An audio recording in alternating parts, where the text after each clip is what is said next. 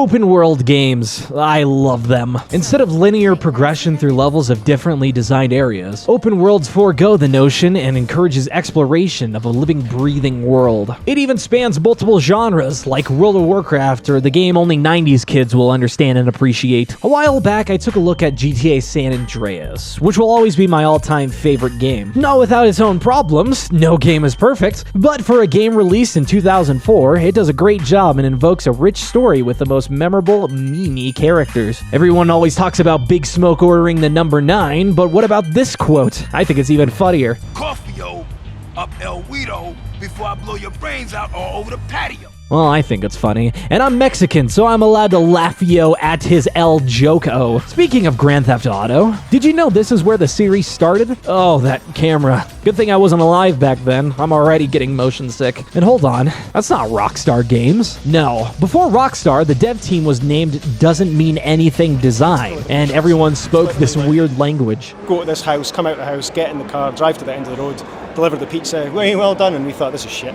If anyone can translate, please let me know what they're saying. But in all seriousness, a lot of these DMA design staff never stayed for the release of GTA 3. In fact, I want to focus on this man, David Jones, who co-founded DMA Design, but also with the money he made off of the first 2 Grand Theft Autos, formed Real-Time Worlds out of a bankrupt Rage Software in 2002. This company lay dormant for 5 whole years, toying and playing with this open world idea. Then on February 20th, 2007, the world was ready for the release of Crackdown for Xbox 360. As long as you were in America, these people had to wait. Now I spend all my money donating to my favorite streamers and I'm somehow still a virgin. That's why I only play the best free-to-play games. And in this game, I have one goal: to collect the hottest women that I can find. I haven't gotten Sakari yet, but I will one day, and you'll be all mine. This game is genuinely massive and full of content, with voice cutscenes, AAA graphics, and the best CSGO player of all time. If you somehow haven't played Raid before, then you'll want to use my QR code and the link in the description to gain a huge starter pack, and the epic champion Mausoleum Mage, who honestly looks like my uncle. They somehow got his likeness. I don't know how they did it. I don't have my own character, but after downloading with my link, you need to use the promo code Monkey King within the first 72 hours of registering to unlock the legendary champion Sun Wukong, who looks just like me. Even if you let him die, he just gets right back up with his passive revive ability. Once you reach level 15, you gain another starter pack and the epic champion Rector Drath. If she's at level 15, then I'm at level 15. You smell me? Lastly, you can find Megamations. That's my name in game, and join my clan, The Stink. I know you want to. So what is Crackdown? Well...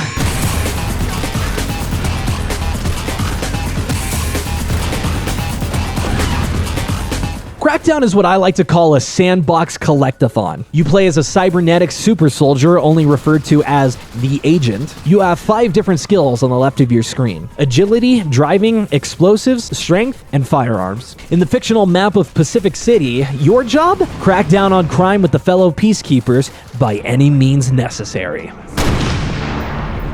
Okay, hold on. Maybe I'm getting a little ahead of myself. Let's go back. If you've played this game back in the day, nothing hits nostalgia more than loading up these old games. The Microsoft Game Studios logo, some game footage that turns into Real-Time Worlds logo, and with Crackdown's logo, you're treated to that opening track.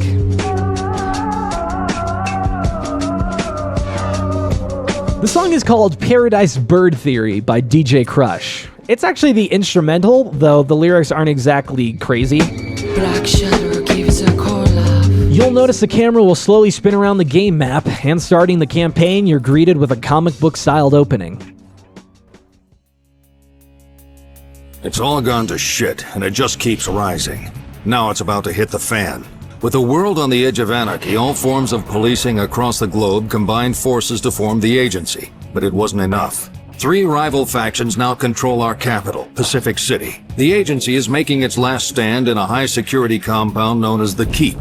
Access is restricted, and our limited force of peacekeepers can barely hold the fort. Desperate times require desperate measures. The agency is exploiting the work of disgraced scientist Dr. Baltazar Chernenko.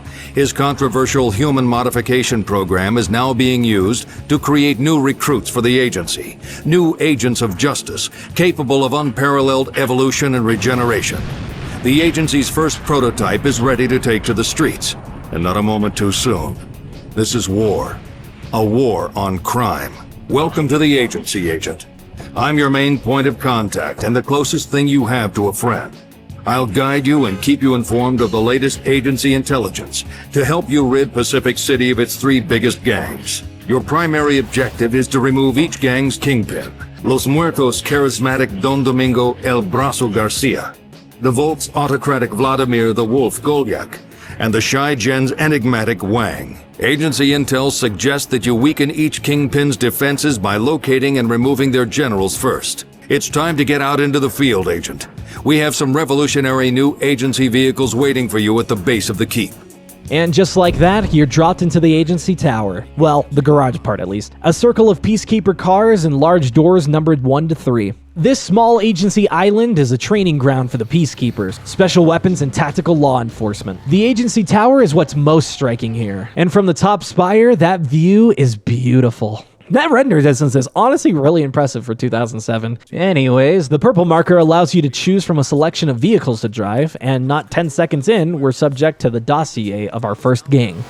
Los Muertos, the dead, have rapidly grown from a petty band of Central American drug dealers into a significant narcotics operation dominating the 2 islands forming Pacific City's east side, a district now known as La Mugre, the Dirt.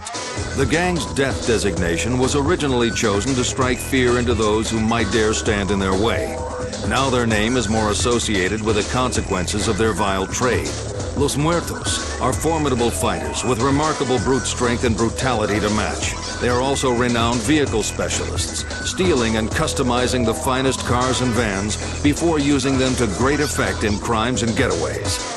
Be aware that La Mugre's South Island is packed with rooftops that present an ideal retreat for athletic agents under extreme duress. Now that was the voice of the director, Michael McConaughey, who is probably most well known for voicing a slew of World of Warcraft characters like the Lich King, Deathwing, and Uther. But here he is pretty much just doing his normal voice. This handler is the voice of the agency, a private security company who's doing a really bad job, which is why we're here. The director watches your every move and is an accompanying voice throughout the game. Most notably and meme-worthy of the series is the Skills for Kills line. Remember, skills for kills, Agent. Skills for kills. Driving from the middle island and the agency headquarters, once you're out of the tunnel, the entire world is open to you. A sandbox to mess around in. If you want to go off and shoot gang members with your guns, go for it. Or punch them, or throw grenades. Even the civilians can be killed, but the director will scold you for just doing a little trolling. Indiscriminate killing of the innocent is unacceptable, Agent. Agency peacekeepers will stop you if you continue to cause civilian casualties. The peacekeepers even open fire on you, and they won't stop until you're dead or you get away. That might be a little challenging on foot, so let's talk about our first skill, agility. Dotted around Pacific City are green orbs on top of buildings. If you want to collect them, then you'll have to parkour to them. Touching the green orb will split into smaller orbs that track and follow you, leveling up your skill. There's a total of 500 agility orbs in the game, though it's not difficult to grab these initial ones. That's because the orbs have different levels, indicated by the small symbol on top. Ranging from 1 to 4, the orbs move from trivial movement to requiring more creative paths to reach. Collect enough of these agility orbs and congratulations! Once you land on the ground, energy morphs into your body and releases it in an area of effect. Your typical running speed is increased, and you can now jump to a height of around 15 feet. And he's not lying. Each level feels massively different to the last. Once you're capped out at level 4, you jump so high that Crackdown won't let you pick any white characters. Though if they look like this, I don't know if you want to pick them anyways. Rooftop races are another way to level up your agility. But why play a race all by yourself when you can just find the hidden orbs? Only 300 of these are littered around, and instead of leveling up your agility, they give an equal amount of XP to all your stats. I'll go into them in a second, but the blinking icon on my mini-map is giving me OCD. These are the supply points where you can swap out weapons and grenades of your choosing. If you want new weapons, then let's just loot the corpses of the Mexicans. Might I recommend the wonderful light machine gun? Honestly, with the amount of the dead gang members, you'll need a lot of ammo to take them out on the first island, La Mugre, which translates to the dirt, kind of. It could also mean the filth, or the grime, or my personal favorite, the muck. A mix of residential and commercial buildings on the lower island, with even a carnival. Though the northern island is more rural, full of rock and stone. Well, it shouldn't be long before the game's interrupted by gang... Juan El Número Hey, Martinez excuse me. is the eyes and ears of Los Muertos, and thanks to his loyal bangers, knows everything about anything on the streets. Residing in the heart of the multi-level hillside housing development on La Mugre's southern island, this manipulative and malicious criminal also holds the Los Muertos purse strings. Martinez puts the gang's ample illegal earnings to especially effective use when threatened, by hiring the best assassins money can buy. Okay, that's a lot of words. Bangers, money, assassins, goodbye. Yeah. Probably the biggest downside of Crackdown 1 is its story. Well, more like its implementation. Since the developers at Real-Time Worlds wanted a proper open sandbox with no restrictions on how you want to play, the story is played through these dossiers, giving gang members some background before you take them out. The first on our hit list is Jose Guerra, a drug dealer on the outskirts of the city. Personally, I like to do a little sniping.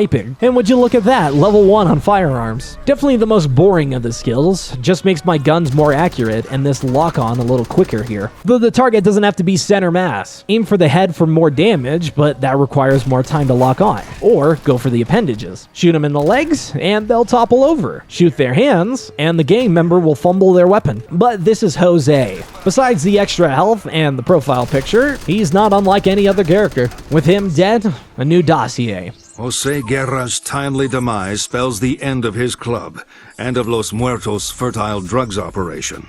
This represents a serious blow to a loathsome but lucrative trade.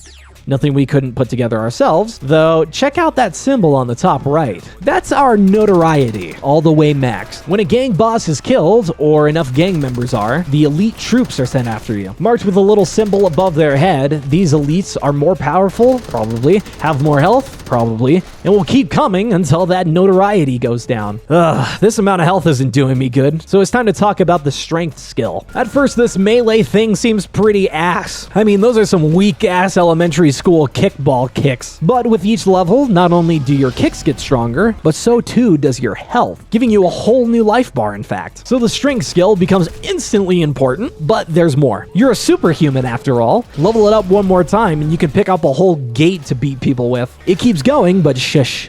That's spoilers. There are 7 different Los Muertos gang bosses. We already took out one. Since I don't think everyone wants to listen to these dossiers for half an hour, let's pick up speed here. Juan Martinez hangs out on the rooftops of the hillsides. No more assassins that we never see, and one step closer to the kingpin. Next to bat is Violeta Sanchez. Hot. No. Dirty. That is racist. A woman providing firearms and new recruits to Los Muertos. A woman I kicked until she died. Rodrigo Arveres, who likes to chill at the beach, but in his free time makes the Mexicans lift. What a helpful young man. And what the fuck? I don't know what that says, but I don't think it's supposed to be off screen. This one's pretty cool. Rafael Diaz, who hangs around in some kind of Thunderdome. This man loves his cars, and taking him out reduces the Los Muertos cars on the road. Probably. Roman Gonzalez, the supplier of more effective weaponry, who also likes to hang out at his lighthouse. I wanted to kick him off the ledge, but I could not. That just leaves us with the kingpin, Don Domingo Garcia. Coped up in his villa. We get to raid him and his minions like we're the FBI. All the leaders are dead, but that's not the end. Actually, first, I want to talk about explosives. Pretty self-explanatory. Rock go boom, higher level, bigger boom. But grenades are boring and so overrated. How about instead you equip the cloaking device, turning you into the Arbiter, where you can speak Swahili and show up unannounced. But if you don't have a grenade to level with, you better find yourself the grenade launcher. I've had one since I picked it from Rodrigo's corpse. And speaking of Los Muertos, they're all crowded at the carnival, making their last stand. So I ran them over with a car. And the ones I couldn't get, I just shot. Los Muertos are buried once and for all. The agency has begun regeneration of La Mugre, cleaning up the filth left by Garcia's scum, and renaming the district Green Bay as a mark of respect to one of the agency's founders. Agent, your initiative and ability are inspirational. Thanks to your deeds, the innocent need no longer live in constant fear of Los Muertos.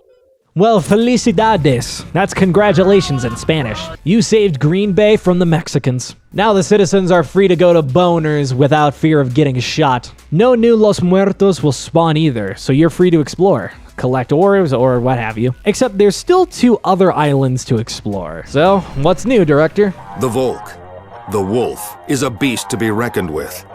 Tired of relentless fighting for poor pay and no recognition, hardened militia from all over Eastern Europe came together to put their skills to more profitable use: organized crime. The Volk brought with it a strong pack work ethic and a vast horde of munitions and armored vehicles of war. The mob's wolves embrace strict military discipline and are experts in the use of firearms and explosives. They bolster their ranks with skilled illegal immigrants and use the rest as a disposable workforce. The Volk controls the entire industrial area of Pacific City, locally known as the Den. Ah, yes, the Volk. If Green Bay was more commercial and residential, then the Den is Soviet industry at its finest. I do love this retro-futuristic world. The Den is also split into two sub-islands. The top side, which all of the landmass is filled with the mason quarry in the east and the oil refinery in the west. On the bottom island are some small apartments, and a good chunk is taken by the docks. These Volk like to drive Soviet-era cars, like the Lada and the Vaz 2101, or Maz 543s with Scud missiles on the back. And if you weren't sure if they are Soviets, every Volk car has the red star fixed on the front of their vehicles. There are new weapons, of course. Instead of this crappy grenade launcher, the regular rocket launcher is a beautiful upgrade. With my strength reaching level 3, now I've become strong enough to lift small cars as well. So let's meet some of these Volk generals. Natalia Gruzanova is the physical trainer, who is surrounded by snipers and an absolute pain to kill, but manageable. Igor Biragov, the vehicle supplier. Taking him out frees the truckers from opposition and stops keeping me awake with all the honking. Boris Mikhailov is responsible for the illegal immigrants. What? Say no more! Bang, bang, bang, bang, bang, bang, bang! He's dead. Remember when I said this was a sandbox? Any gang member can be killed in any order you want, including the Kingpin. On his little oil rig just outside the city, Vladimir Goyla is somehow never saved for last. And just because you killed the Kingpin doesn't mean you can skip out on the other generals. Victor Rabotnikov, who hides in an abandoned fort just chilling. He's just chilling. Sergei Sovetnik, who, if I had a vote, would have made him Kingpin, with the giant oil refinery he hides in. The only way to push him out of hiding is to blow up certain consoles that eventually forces Sergei to the roof for agency judgment. Finally is, this thing at the quarry. She surrounds herself with missiles, and as she takes damage, all you get to hear is...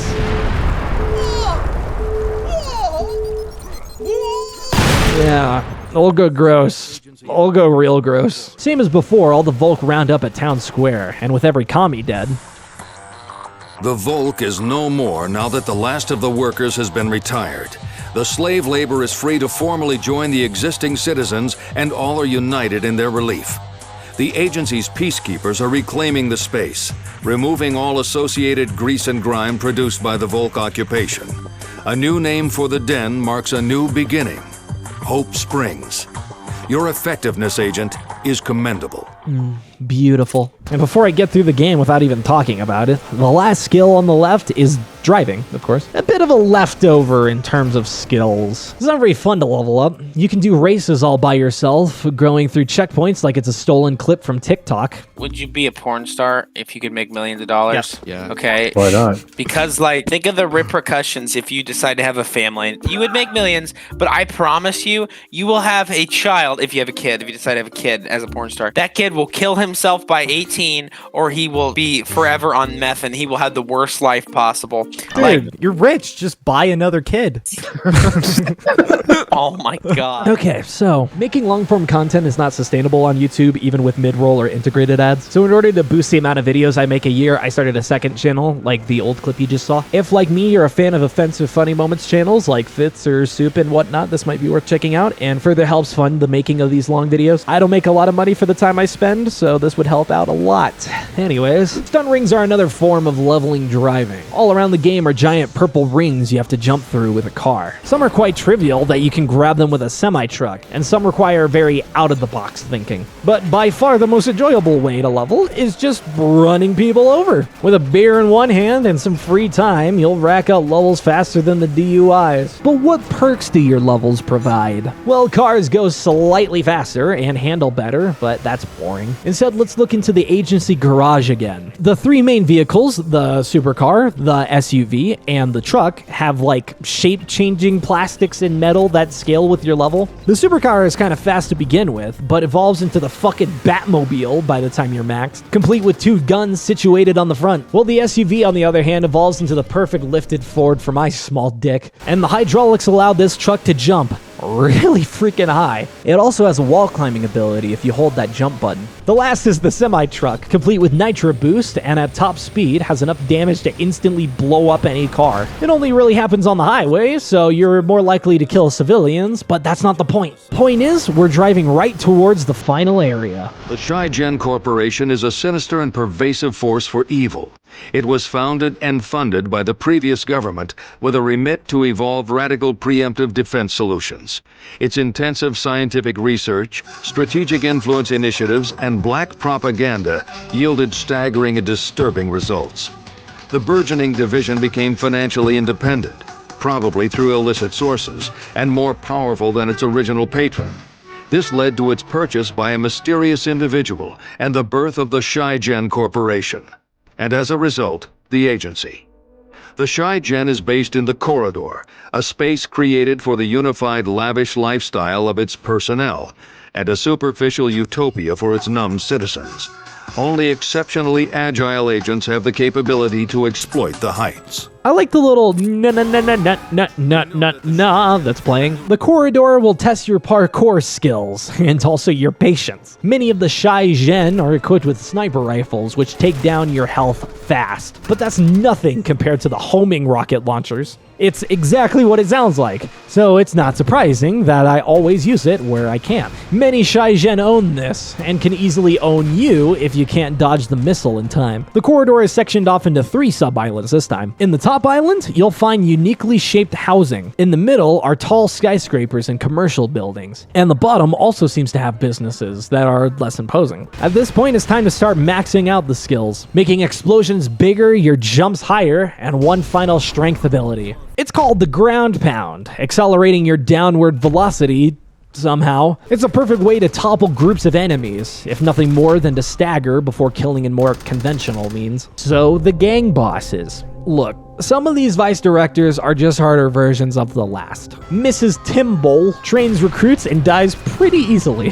Thaddeus Oakley, who kind of just likes to talk and is situated at the exhibition center. Though it's harder to get in and harder to shoot, he's also boring. Melissa Fang Yin is a little cam girl spy who watches in her dome. Vitaly Rezhnek, the super paranoid man with the historic haircut, who likes to hide in his fortress. I would wonder why he's so paranoid, but I mean, if a 7-foot-tall superhuman was out to kill me, I'd be pretty paranoid. What the fuck is that? No, seriously, what the fuck is that? These are some ungodly-looking freaks. Dr. Baltazar Chernenko is one of the few bosses with actual story. Back in 2007, producer Phil Wilson would mention, the research director is called Chernenko, and he's into some really twisted genetic experiments. And actually, the agency's technology for developing an agent, you know, this genetically modified human, and he can be reborn at any time. You can just take DNA coding that you've developed through your save game and putting it into a new host. All of that technology initially in a backstory came from Dr. Chernenko when he worked for the agency.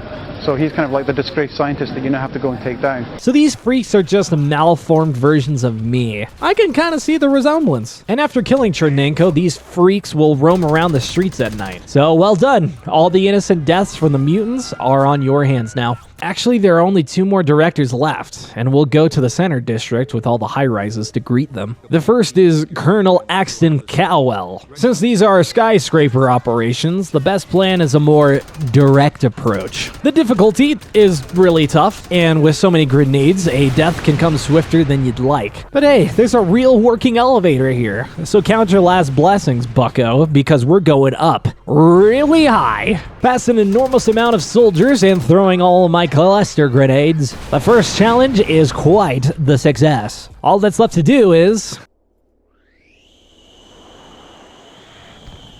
get some ammo. The last of the 21 gang bosses is the head director, named after the Wang is Pacific City's most prominent yet enigmatic inhabitant. The managing director of Shai-Gen is rarely seen or heard.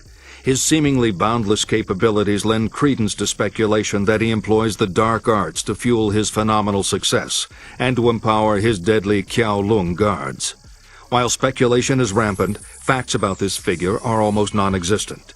Only now that Wang has signaled his intention to engage with the agency do we know the location of his headquarters, the skyscraper in the corridor's main square. Oh boy, do I sure love killing. Like the other member, Wang's massive tower also requires a head-on approach.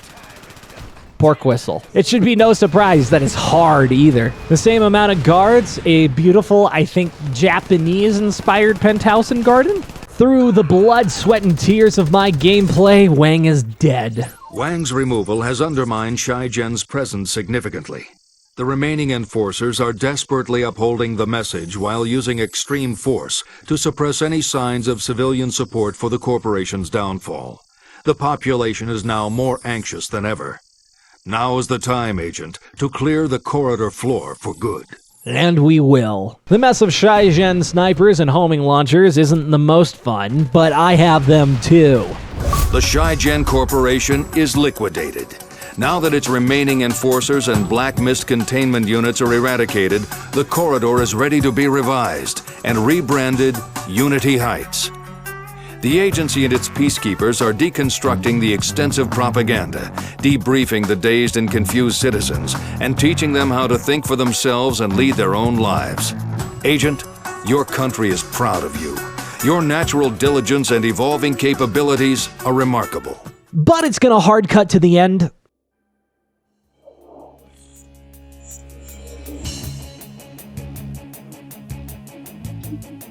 Congratulations, Agent. Peace at last. You overthrew the world's most evil criminal masterminds and their dominant empires. You have returned law and order to Pacific City. You gave the people back their lives. Thank you.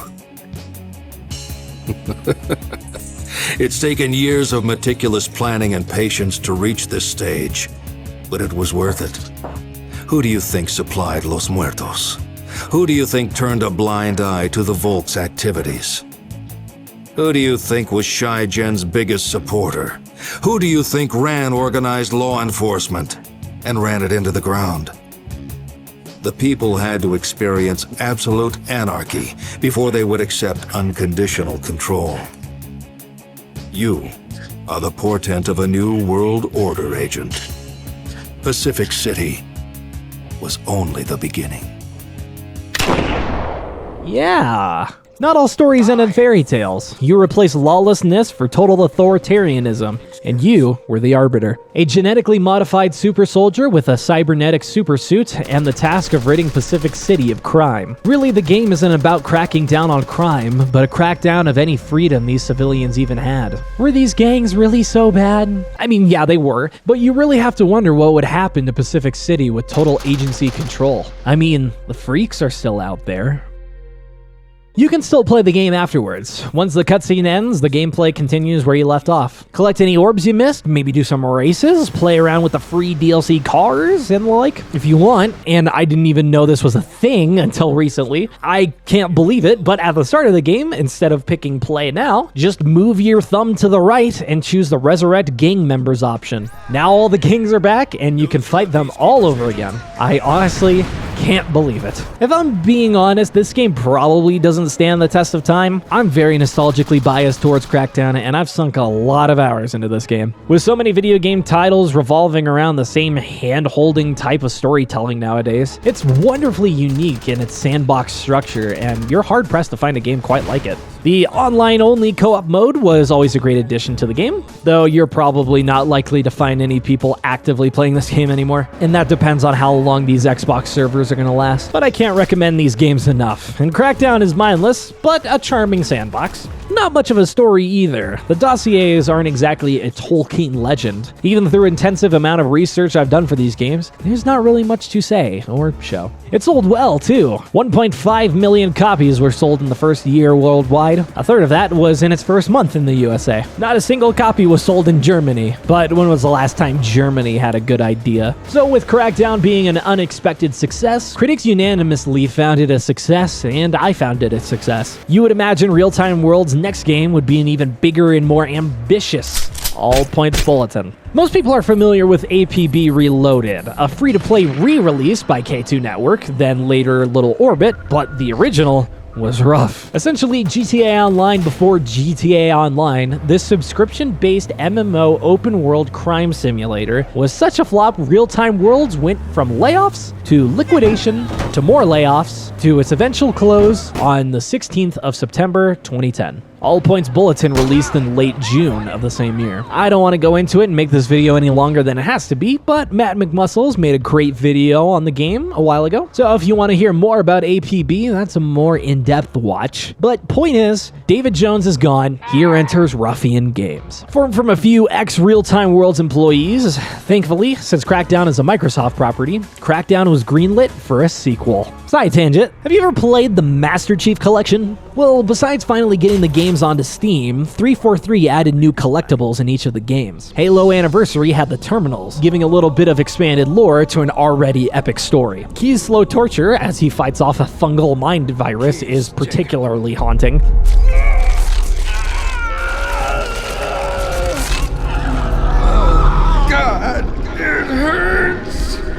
Well, prior to the launch of Crackdown 2, similar animations were created in a series called the Pacific City Archives, a sort of prologue to what's been happening in the 10-year gap between games. Citizen, it's time for some difficult home truths. Look what has become of our beloved Pacific City. Streets battered and broken, districts destroyed. Hard to recognize the old place, isn't it?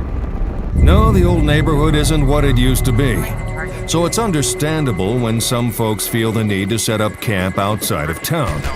And who can blame you when our city streets are once again plagued by thugs and criminals? Gangsters with no respect for law and order. Freeze, criminal! And our brave agency forces are heavily outnumbered. Look what we have here! Agent spotted! Dispatch! Cell ambush! Sneak back!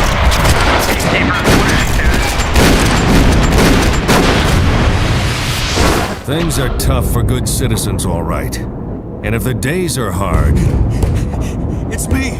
Let me in! Then the nights are hell. Let me in! It's getting dark!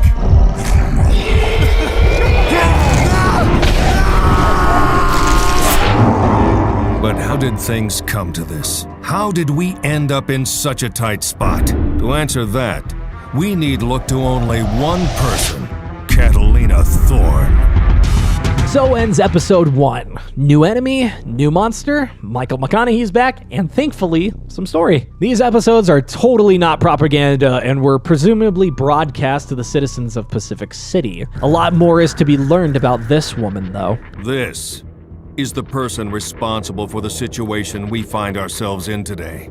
This person poses the greatest threat Pacific City has ever faced. Catalina Thorne.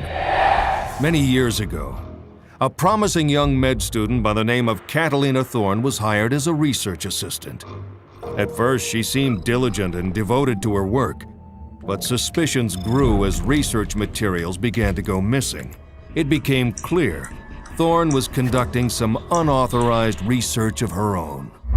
She had no place at the agency where we do things by the book. Within her, a simmering sense of injustice became a boiling rage.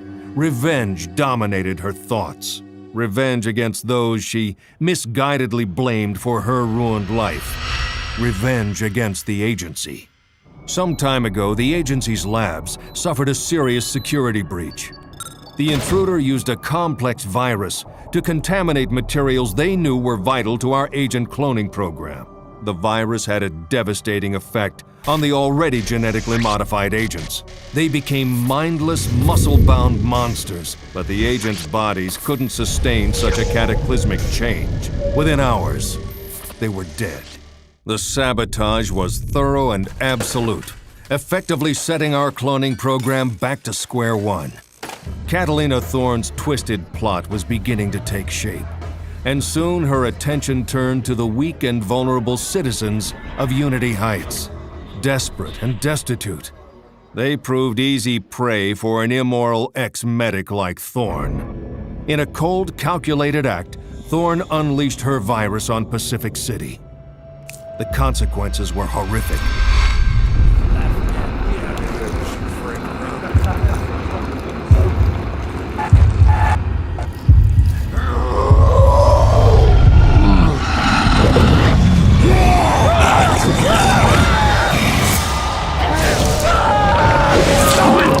What is this plague that Catalina Thorne has inflicted upon us?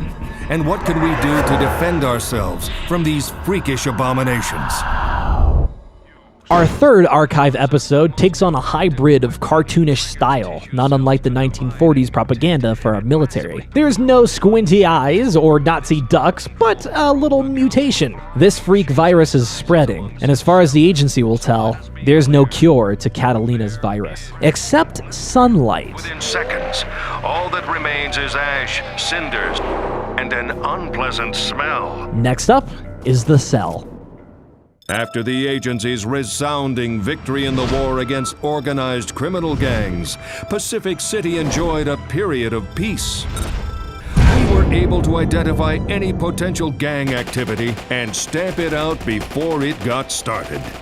But all that changed after Catalina Thorne's virus took hold. Thanks to Thorne, we no longer had agents to field.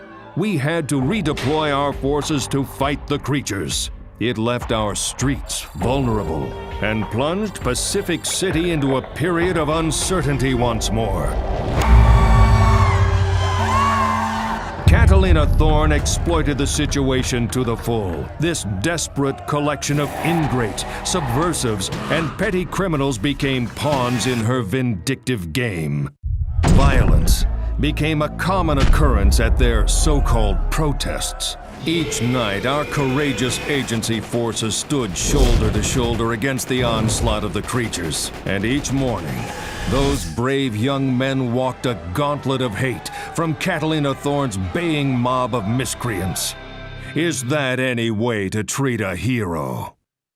But it wasn't until the agency was finally able to provide a solution to the creatures plaguing Pacific City that Catalina Thorne and the gang she now called Cell revealed just how low they would sink in the name of greed, power, and revenge. So gangs are back. At least just the one. But the final episode of the 5-part series will unveil this Project Sunburst. Throughout this unsettled period in our city's history, one thing has remained constant: the agency's unwavering efforts to protect you, citizen. Hold up. So it was some time after Catalina Thorne had released her evil plague that we became aware something was terribly wrong in North Unity Heights. And by then, it was too late. No effort or expense was spared in shielding you, citizen, from the creatures and the virus they carried. Night after night, our forces fought tirelessly to contain the creatures. But in the end, sheer weight of numbers tipped the balance. Come on, people, go through. It's getting dark. Go. Some time ago, the agency unveiled plans to implement the Sunburst defense system across Pacific City. It is comprised of 2 technologically advanced components. Absorption units soak up the power of the sun and concentrate those elements that are so harmful to the creatures. Beacons store this powerful energy, and once fully charged, they can unleash it in a devastating, wide-ranging burst of light that is harmless to you and me, but deadly to infected creatures. Our plan was to use a specialist task force to deploy these beacons at the heart of each creature lair. Once the beacon was optimally positioned, every creature within crawling range of the beacon would be turned to dust. Thorne's twisted revenge plot relied on the chaos provided by the creatures. So when Sunburst was announced, she knew she had to take action. her fanatical gang descended on the apparatus of the Sunburst defense system. They seized or sabotaged absorption units. Catalina Thorne must have felt the revenge she lusted after was close at hand. Our technology was in the hands of the gang she had built, and our resources were stretched to the breaking point. So what say you? Are you ready to clean up Pacific City again, Agent?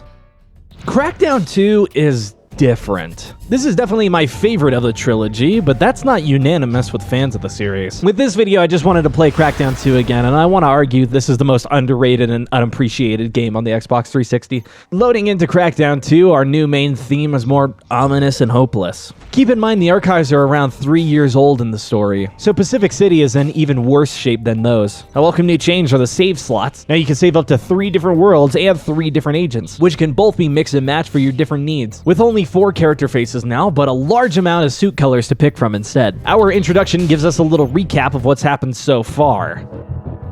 You are the portent of a new world order, Agent. Pacific City was only the beginning. You deny that the agency is corrupt? Let's focus on the facts. Crime is at an all-time low. Are you saying that the agency sanctions corruption and will continue to do so as long as they get results? How far is the agency What I'm willing saying to go? is...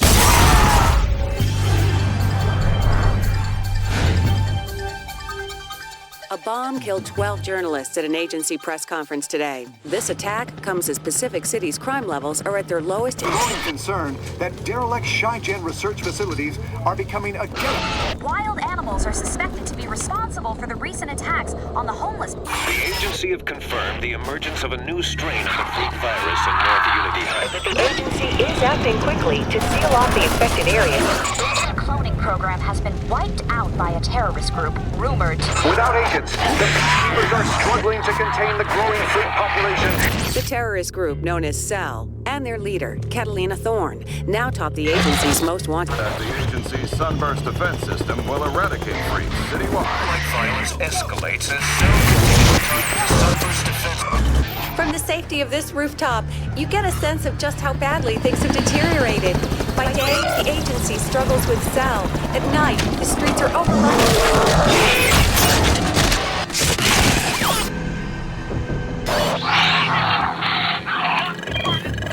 Ugly son of a bitch. We're gonna need bigger guns. Agent, let's get to work. All of that is something you want to keep in mind. Of course, like all modern games designed for the lowest dregs of society, there's a tutorial. The director reprises his role, though he doesn't sound too enthused with us. I'm an old hand at this, so listen up and listen good. I might just save your sorry ass. Inverted controls? No, I don't want that. Agility? Yeah, I get it. Jump and climb, yada yada. At the firearms tutorial, we get our first look at the new freaks, who climb out of sewer grates like Pennywise. I guess the agency wrangled a few to help train the new line of agents, while the peacekeepers are left to practice on cardboard standees. You go, boys. A few more skills to bore you with, and we'll sit in the car, and I can't move. Looks like they've organized a welcoming committee. I'm sure you can carve your way through that roadblock, but right now you're needed elsewhere. Sit tight. I'm scrambling air support. The song playing is called Fly Through, composed by Kevin Rifle, known for composing the first 2 Gears of War soundtracks, and this time, Crackdown 2. Get used to getting shot at. This is all the welcome we get from Cell, the most dangerous gang Pacific City has ever seen. Cell are fanatical, ruthless, and organized, making them a force to be reckoned with. Cell have established strongholds at key locations across the city. They've fortified their positions with whatever they can lay their hands on, even hijacking and adapting agency tech. It may look like shit, but it's effective. Cell isn't our biggest problem. Look at this place. When the freak virus bit into Pacific City, it spread like wildfire, infecting civilians and mutating them into the brutal, night-dwelling creatures below. The mix of Cell and freaks has brought this city to its knees. Cell have hampered Sunburst construction at every turn. They've sabotaged its power sources, absorption units like the one on the rooftop to your right. Without power, we can't detonate the beacons. beacons are all we have to stop the freaks. They're the result of years of research and development. And right now, the last working beacon prototype is in Cell hands. The prototype has been tracked to a Cell stronghold here at the docks. That's the beacon over there on that central platform. But it's way too dangerous to set down here. We need you to break into the stronghold and clear the way for an airlift. It's vital that beacon prototype gets back into agency hands.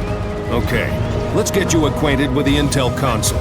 And then they just throw you back into the menus. Oh yeah, by the way, the tutorial's not done yet. I know I'm a shill for this game, but I can't defend the tutorial. It's so long and awful. In case you were wondering, from the moment I spawned to actually getting to play the game, the whole tutorial took me 8 minutes and 16 seconds. All you need to do in Crackdown 1 was drive in a straight path. So not a great start, but the tutorial I talked over mentioned these tactical points. With Cell being the only gang and with no kingpins or bosses, this is the alternative. Stand on the giant Cell hologram, press select, and waves of militia will spawn until the counter at the top right reaches 0. Quad choppers will fly in once the zone is conquered, and peacekeepers will grapple down, securing the area. This is only one of 2 locations, so just like the original game, the same idea applies. Grab agility orbs to increase jump height. There's still 500 orbs and 300 hidden orbs. This time, however, if you press up on the D-pad, the minimap will flash green, revealing any orbs in the vicinity. It's not the best, and looking up orb maps is still a better option for finding the orbs,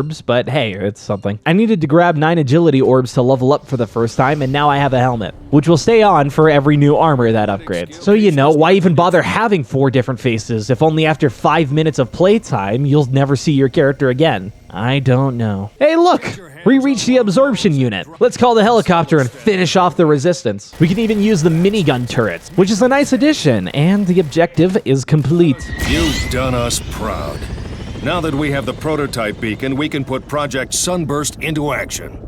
Taking control of this stronghold means we can establish a landing zone for agency air support. That's right. Instead of supply points dotted around Pacific City, these landing zones are the better option. You can even request vehicles here instead of having to spawn one all the way back at the headquarters. Of course, there's a weapon drop as well, and we need to talk about these thrusters. Not originally in the game, and only added with the release of the free DLC, The Toy Box. This occupies the grenade slot with the most overpowered equipment ever. Agility orbs are meant to be some kind of challenge and scale accordingly to the mini orbs on top. Theoretically, you should only be able to climb to the orbs equal or less than your current level. The thrusters, however, allow you to fly. Plain and simple. So all of a sudden, agility is almost a worthless skill. Another new collectible are the Renegade Orbs. One for the driving skill and one for agility. These orbs will try to run away from you in a circular path until you give up or catch them. Using the thrusters makes the agility versions, at least, a cakewalk instead of its intended method. The boots have 40 increments of charge and infinite fuel, only requiring a short time to regenerate. At the maximum charge, these boots release an ultraviolet explosion. It's mostly harmless to humans, though in reality it would probably develop cancer immediately. This UV effect will instantly kill any freak unfortunate enough to be in the blast radius. One final thing, and it's more of a glitch than an actual feature. If you make your way over to the little pond outside of Chernenko's lab and swim underneath the little dock, you should fire the thrusters, slamming your head into the wood. Now slowly move towards the broken edge and whoa! Whoa! Achievements. I used to do those. We're in the skybox and you can see the whole map from here. Yeah, these things are pretty broken. Which makes sense, because these were originally supposed to be an ability. When 5 of your skills are maxed out to level 6, you acquire these thrusters without needing to equip them, though you can get them right off the bat. And they're so overpowered, I think it's a better idea to pretend like they don't exist, or just pick them up anyways. It's a free country as long as you don't live in Germany. Anyways, Cell stole one of the agency beacons. That's why we massacred those people. New icons have appeared on our tracker, 3 of the many absorption units, which will be our main objective for the meantime. Just stand on one of the 4 pads to activate, and the pads will play a variation of the theme song back at you. Once all 3 absorption units are seized and operational, a nice route will guide us into one of the coal power plants, and as we fall, we enter into the first lair of the freaks. A wide open space, dark enough for the freaks to survive in the daytime. Air support drops the beacon right into the center. Now it's time to protect this beacon. You'll find the ultraviolet shotgun down here, limited on its ammo capacity, but lethal to any mutants in the crossfire. Most of the freaks prefer to attack you, but some, with the mutated cell icon, will attack relentlessly towards the beacon. Once the beacon's fully charged, it's gonna be a hot time in the old town tonight.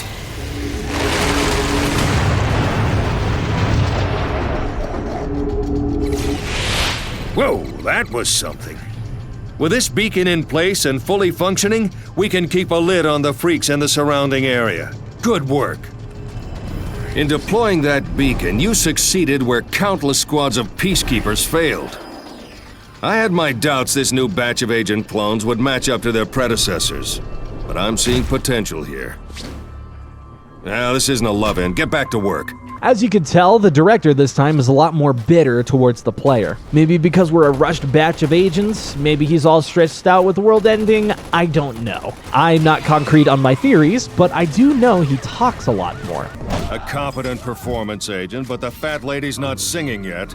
Or when I accidentally run over a peacekeeper. That peacekeeper had a wife and family. Maybe you'd like to be the one that breaks the bad news to him.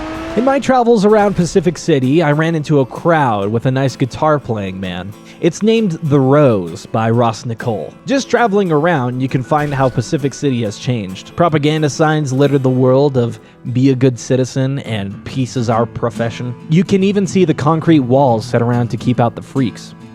And the Mexicans. I can assure you these will never keep us from coming in. I mean, the freaks from coming in. You'll find Green Bay isn't faring much better. Some of the bridges have collapsed and the citizens get by with old rusted Volk machines. But the absolute worst of them all would be Unity Heights. This is apparently where the outbreak started. Whole buildings are decimated like the exhibition center, with the roof caved in and both domes destroyed. Even the penthouse of Wang's Tower has fallen into the center square. This world sure has changed. All thanks to the freaks. In seemingly random locations, you'll find little symbols on the ground or on top of buildings. These are the audio logs, and they'll help us piece together a more cohesive and transparent story. Stuff like peacekeeper surveillance and old news recordings, that sort of thing. The first of the intel is to find the ramblings of a freak watcher, who studied the mutants from afar, and even with the agency's massive control, is somehow the best information we have. Fascinating. To think these were once ordinary citizens. Now all trace of humanity is lost to a lust for violence. The slow, weak ones I named Ramblers have surprised me by using force of numbers to overcome threats. Clearly, there's more to these creatures than I imagined. I intend to observe and document them so we might understand them better. We'll build up our nomenclature for the freaks, with the two Ramblers and Scroungers being less unique of the options. And slowly activating more beacons also reveals new evolved mutants. This evening, I spied a curious deviation among Scroungers. A pack had engaged with a passing peacekeeper patrol, and while most Scroungers acted with predictable, mindless aggression, a larger one hung back. Suddenly, this creature issued a precision stream of highly acidic mucus at the peacekeepers. Could these slingers be the next rung on the evolutionary ladder? So the grind continues. Find 3 of the absorption units, having them shoot their concentrated light into the beacon, and activate them all the same. Every time a beacon is lit, less and less freaks will spawn out on its corresponding island. 3 for this island, and Hope Springs is done. Though if you truly want an end to the encroachment, look no further than the freak breaches. They're just little holes that freaks come out of, and you'll have to kill them like the Cell. But yeah, on to Green Bay. The Cell has also been getting creative, and I don't mean their ability to travel underneath the ground. No, some of these militia have decided to equip themselves with sheets of metal. These junkyard juggernauts take more punishment, but also deal even more, with most stationed with or freehanding miniguns, which can also be carried, granted your strength level's high enough, or even grabbed as a loadout with the firearm skill maxed. So maybe now is a good time to talk about the new and improved skills. Firearms are no different than the original game, only new weapons that unlock with every new level, starting with very basic and simple named weapons, to more efficient, ultra shotgun and assault rifle, then to level 5, providing the anti-material sniper, which can take on juggernauts with ease, but lacks ammunition. Explosives had a bigger overhaul. I already talked in length about the thrusters, but on top of the 3 grenades from the first game, new proximity mines might be more to your liking, as they defy all physics and can float in the air. Or mag grenades that create a bond between 2 that are placed, allowing for more stupid fun or more creative means. So one of the glitches you can do is if you stand in a corner like this, you can throw a grenade onto yourself. And if you take this grenade and throw it on, I don't know, a police car, you can then do some really fucking weird shit with this. Even jump pads are added to help in challenging jumps you can't make on your own. Or just use the thrusters. I mean, come on, they're right there. The Flocket rockets are the way to go for a secondary. A blue jet flame and random pathing. This is the better option for a homing missile and only requires level 3 to unlock. Also making a new addition are the duckling grenades. You can find them at the carnival for whatever reason, and they are the ultimate form of grenade. The quackers, as they are officially called, are a reference to the first game. 14 of these little rubber ducks can be found in the game, and picking one up and throwing it would one-shot any civilian or gang member. Apparently.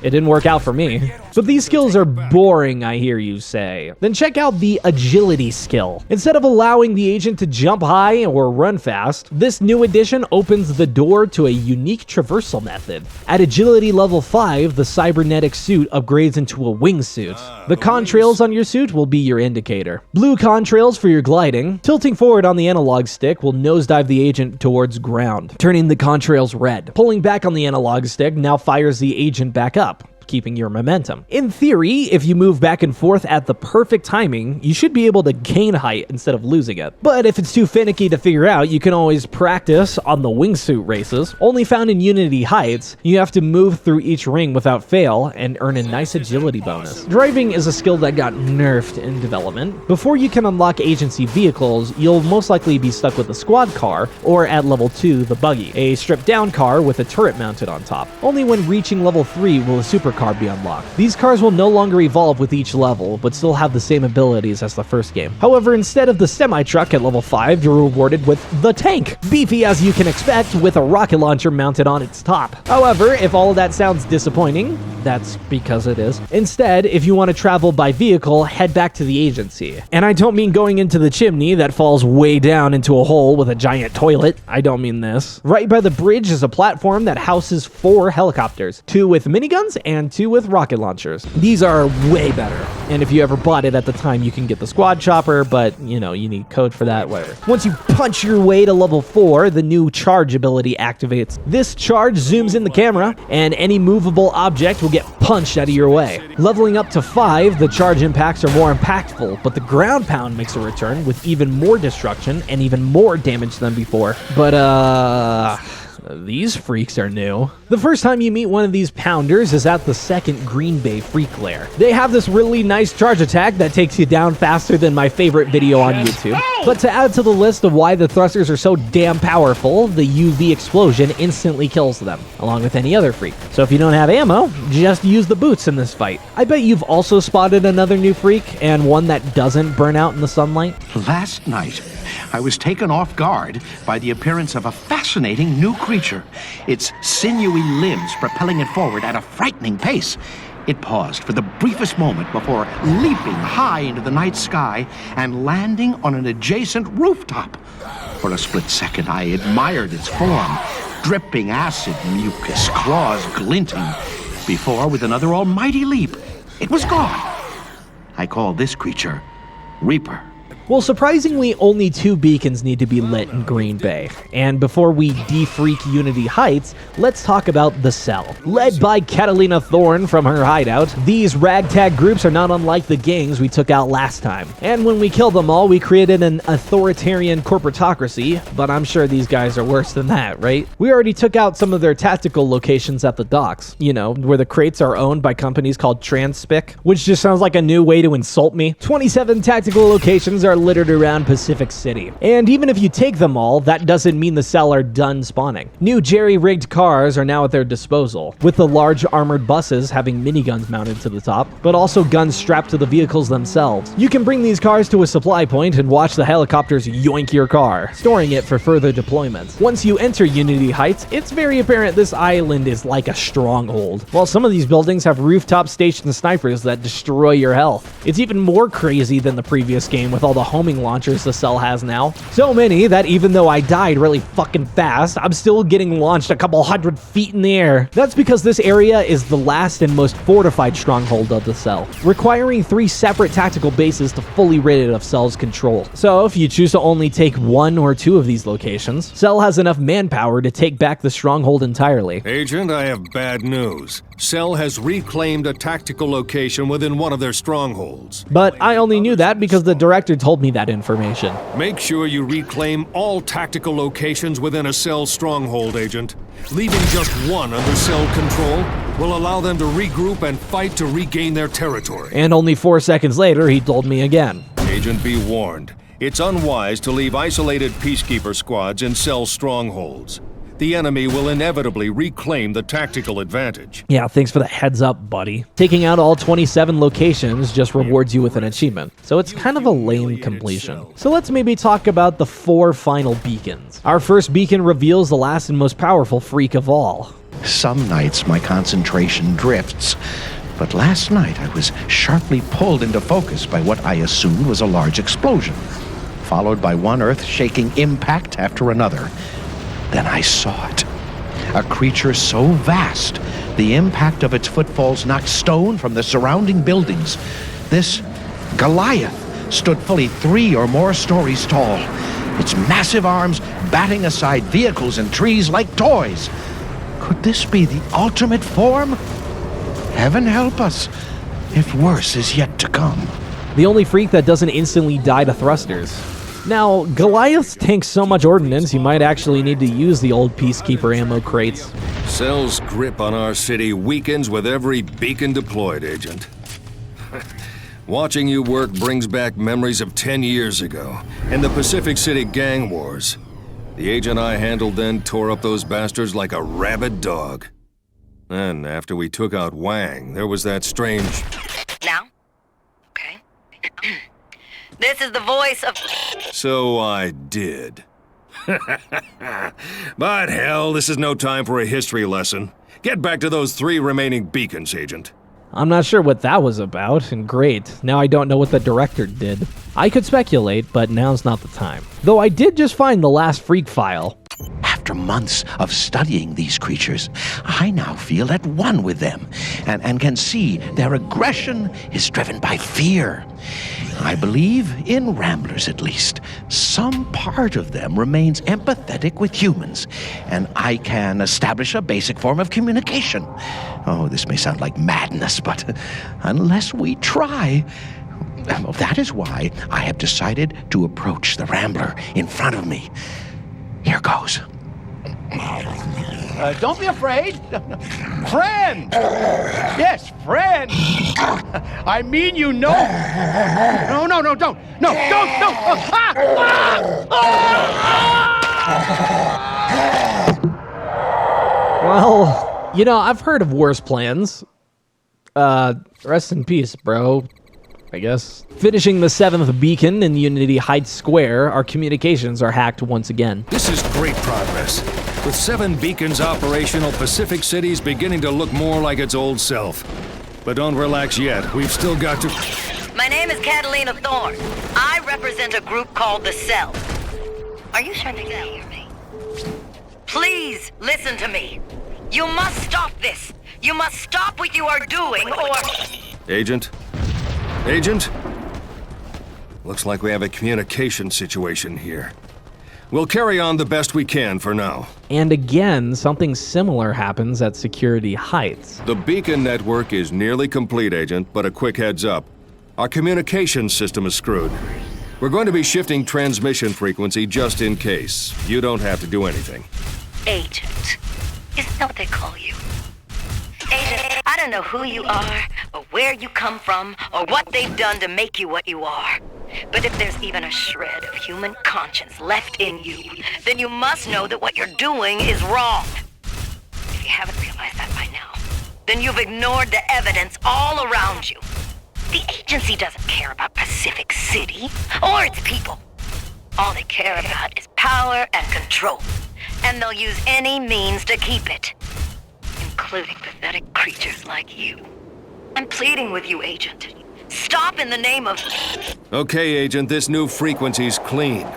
Now go get that final beacon. Interesting. And after a lengthy grind, all 9 beacons are activated. The sky, now populated with sunbeams, and... There is one more beacon. What? A beacon more potent than all the others combined that'll turn all remaining freaks in Pacific City to dust. That final beacon is Agency Tower. Well, this final task shouldn't be too hard. All we need to do is turn all 4 valves in the refinery to send fuel back to the agency. Great job. Once again, fuel is flowing into Agency Island, and it's all systems go on the tower beacon. And so starts the end of our mission. Press select to start beacon charge. Your HUD's been updated with a tower beacon's charge level, along with the damage levels for each core. Do not allow the cores to be destroyed. Why would they be... Agent, I'm detecting hostiles inside the energy field. Something's up.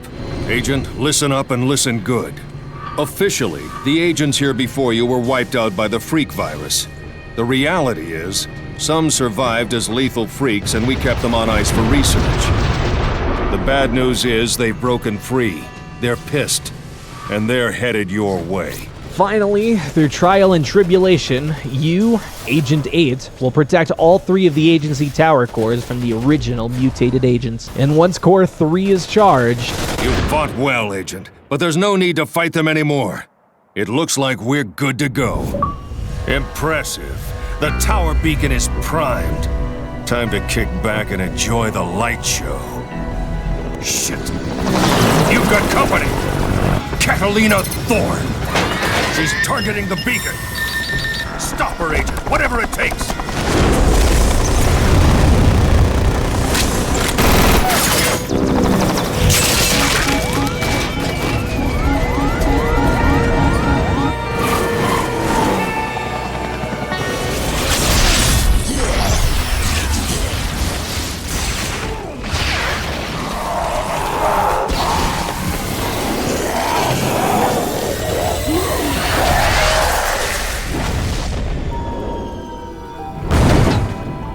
That's one hell of a trial run.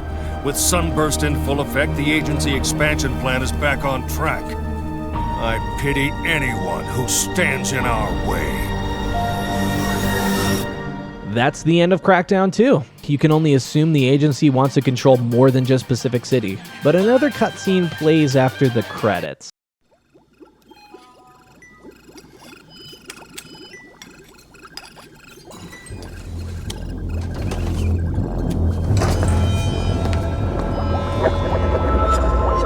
Catalina Thorne survived, and so did your tissue sample. This means nothing, of course, because Crackdown 3 has very little to do with Crackdown 2, and even Crackdown 1 for that matter. So the story begins with gang wars and ends with a pointless teaser. But I did lie to you. There's a story to uncover within the minuscule context there is to find. There are more audio logs to discover, and I would like to piece together the story of Crackdown 1 and 2, to understand the history of agency corruption, Catalina's actual involvement, and what actually happened between games 1 and 2. It's not entirely simple to categorize a timeline, but I'm going to do my best game theory impression here. Before the gang wars of the first game, a previous government ruled over Pacific City. The city was not crime-ridden and peaceful, so this government would begin funding a defensive sector, developing new weapons and AI monitoring tools to better combat crime. This private defense force grew so powerful that it would overthrow the government, dissolving it, and leaving this corporation to be bought out by the foreign and wealthy Zhang Lung Wang, who shaped his company into the Shai Zhen. The agency was also founded from the ashes of this old government, and any law enforcement enforcement that was still active. In the capital, a high-security compound was constructed. The keep would be the central hive mind for the agency, directed by a man named Charles Goodwin. By then, new gangs and criminal organizations were already starting to take place. The agency was no match for these gangs and could barely defend their own fortress. If they could not match the world in manpower, then other methods would be tried. A secret research facility was concocted, hiring questionable scientists to begin altering the human genome. We know two of these scientists, Dr. Balthazar Chernenko and Dr. Catalina Thorne. Cruel genetic tests would be conducted on captive civilians and peacekeepers. Most subjects would end in horribly mutated variants of whoever they once were. A small sacrifice in the name of a new world order, where Chernenko could shape the very evolution of the human race. For this reason, or a reason not meant for us to find out, Chernenko was let go by the agency. The Shai-Gen Corporation, he found, would not impede on his great work and set out to complete a finished serum to create the perfect human. Months would go by, maybe even years, and the agency would perfect Chernenko's work, creating a fast-evolving superhuman with incredible strength and endurance. Likely through the rigorous tests put under these people, these super soldiers lacked all memory of who they once were. The newly founded agents would train at the keep. They could hit a bullseye over 100 feet away, or outpace and outperform any peacekeeper in a physical fitness test. In a separate division, a biological suit was engineered, boasting self-healing properties and melding with the wearer to develop and change like the mutants could. With everything set in place, the agents were ready to be deployed and take back Pacific City. That's where we start Crackdown 1, hunting and killing the gang members and their kingpins, one being the same scientist, Dr. Chernenko. With all gangs severed and abolished, the only gang to stand tall was the agency. Absolute control, at least on the surrounding islands. The director would plot for his own world order, with the ability to clone the super soldier who could possibly stand in his way. This is where it was revealed that the agency purposefully stopped actions to deter the spread of gang violence, keep the populace scared, fearing for their safety, and will give up any means of liberty for the promise of protection. After the gang wars, the agency would uncover research papers written by Chernenko, a virus like a cancer that would transform the host cells, creating Shai-Gen's own super soldiers. It was never finished. At this time, Catalina Thorne would conduct more research for the agency. Suspiciously, files from the research team went missing, and Catalina was blamed for this corporate sabotage. Catalina was also fired, and she moved to North Unity Heights as a healthcare worker, providing charitable healthcare for the homeless and downtrodden members of society. Catalina would start a journal. My name is Catalina Thorne. I run a medical center here in North Unity Heights, Pacific City, caring for those too poor for proper medical care. I'm 26 years old, and I have never kept a journal before. But I meet so many people with so many incredible stories that now seems like a good time to start. So, this is my journal. I just hope I can stick with it. With either a botched seizure of Chernenko's lab or maybe the mutants that were still roaming around Unity Heights, weird sightings were beginning to take place. History in the making. Chad Stroker for PCNN here in North Unity Heights with my first on-the-spot bulletin. And here be monsters. I spoke to one gentleman who swore he'd seen a creature 8 feet tall with hooked claws and razor-sharp teeth. On his way to the liquor store, no doubt. So, is Pacific City really playing host to the boogeyman? Well, if it is, I think we could all do with a drink. Chad Stroker, signing off. The populace would write this story off, but one night at the old research center, another story from the news anchor was reported. Chad Stroker, PCNN, with another on-the-spot bulletin. Last night, the old research center here in Unity Heights was attacked by a pack of wild animals. Local health worker Catalina Thorne was holding a midnight vigil for the area's missing homeless when the beast struck. Only she and 2 others escaped unharmed. Peacekeepers cordoned off the area, but so far, no bodies have been recovered. Chad Stroker, signing off. But Catalina was there and saw it all. These were not animals as the news would have you believe, and she would fight to speak at an agency press conference. Today, I delivered this message to the agency. I alert you to a serious threat to the citizens of North Unity Heights.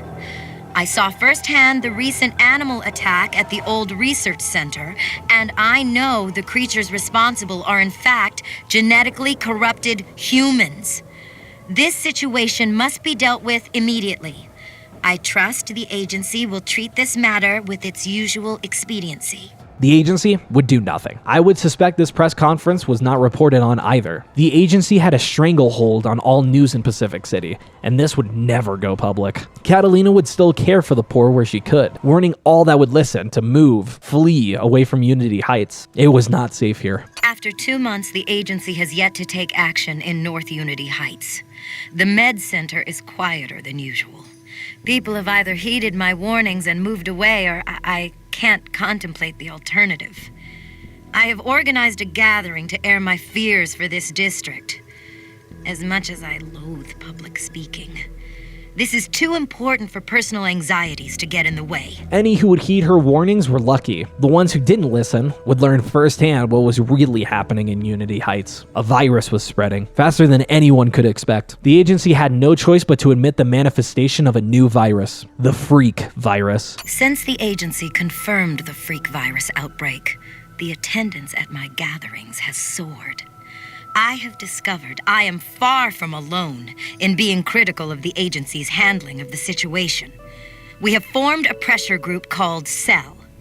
Our aim, to force the agency to divert resources away from weapons research and instead find a treatment for the virus. So CELL was born, but CELL's peaceful protests would go unheard by the agency. Even if they claimed to be researching a cure for this virus, the freaks were becoming numerous. Peacekeepers were deployed in the night to quell the encroaching freaks. For unknown reasons, agents were never sent to stop the freak attacks. Come morning, the freaks would flee, hiding underground, waiting and hungering for the next night. Catalina would continue to hold CELL rallies, demanding that the agency look for a cure. During one CELL rally, however, Catalina would meet someone. The moment he entered the hall, I suspected he was agency sent to intimidate us. He sat at the back, impassive. Later, as I cleared the chairs, I was startled when someone said my name. There he was, eyes glazed with tears. He staggered forward and said, "I'm so sorry." Since then, this agency man has risked everything to help our cause.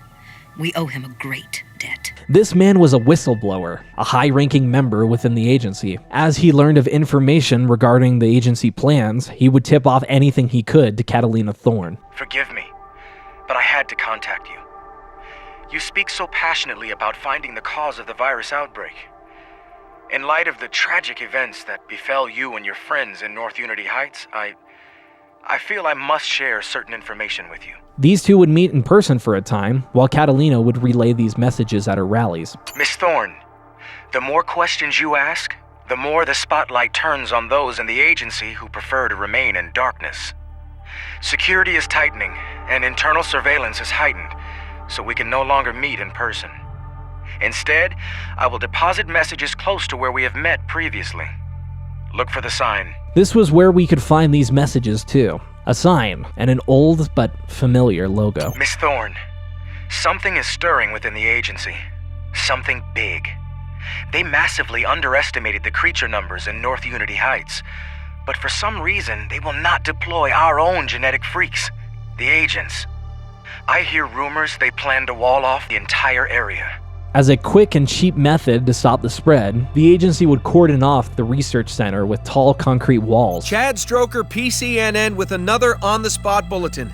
As the sun sets over North Unity Heights, I'm here at the new wall the agency hopes will contain the freak virus.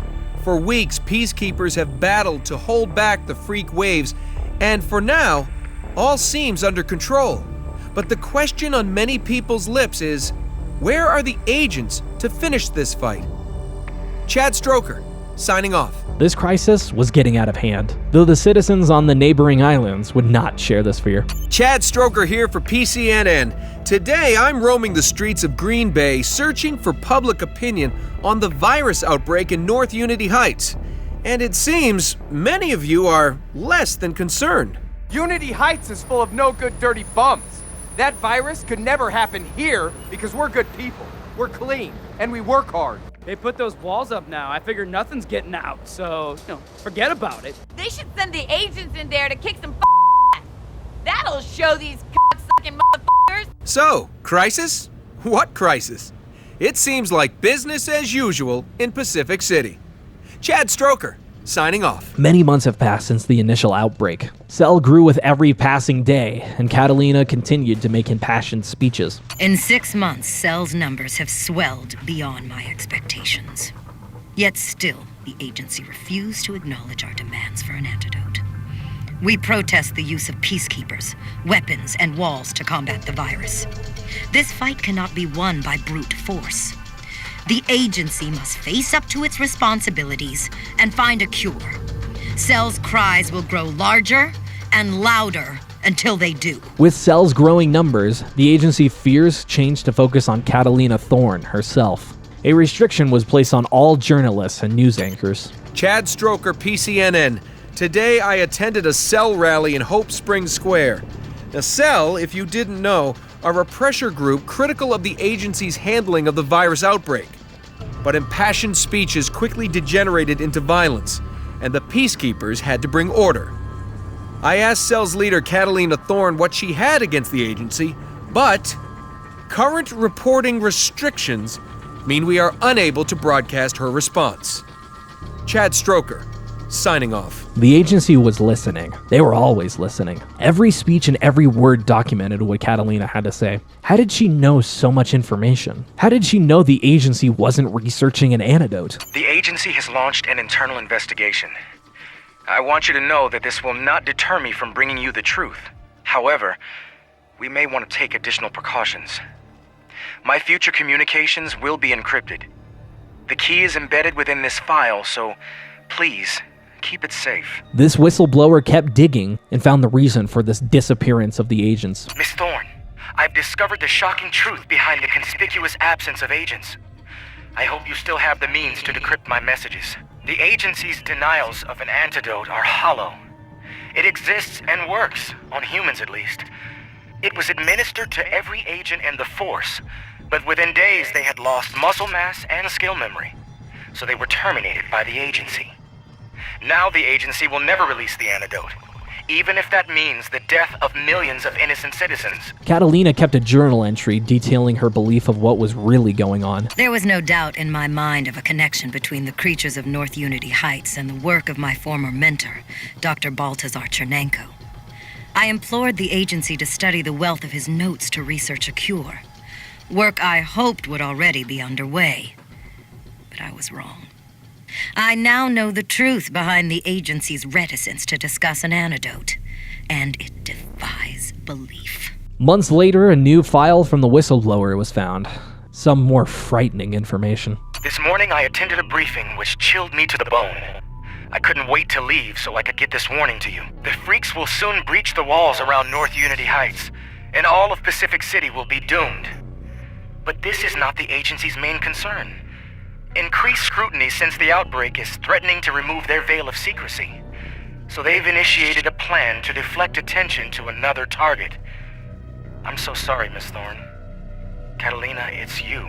This is where the Pacific City archives come in. From the tool of the corporate press, propaganda and lies detailing every little secret and any kind of besmirchment against Catalina, claiming that it was her who initiated the spread of this virus, that the agency did its best to keep Pacific City safe. Cell and Catalina are the enemy. You can always trust in the agency. Catalina, it pains me to see what's happening to you.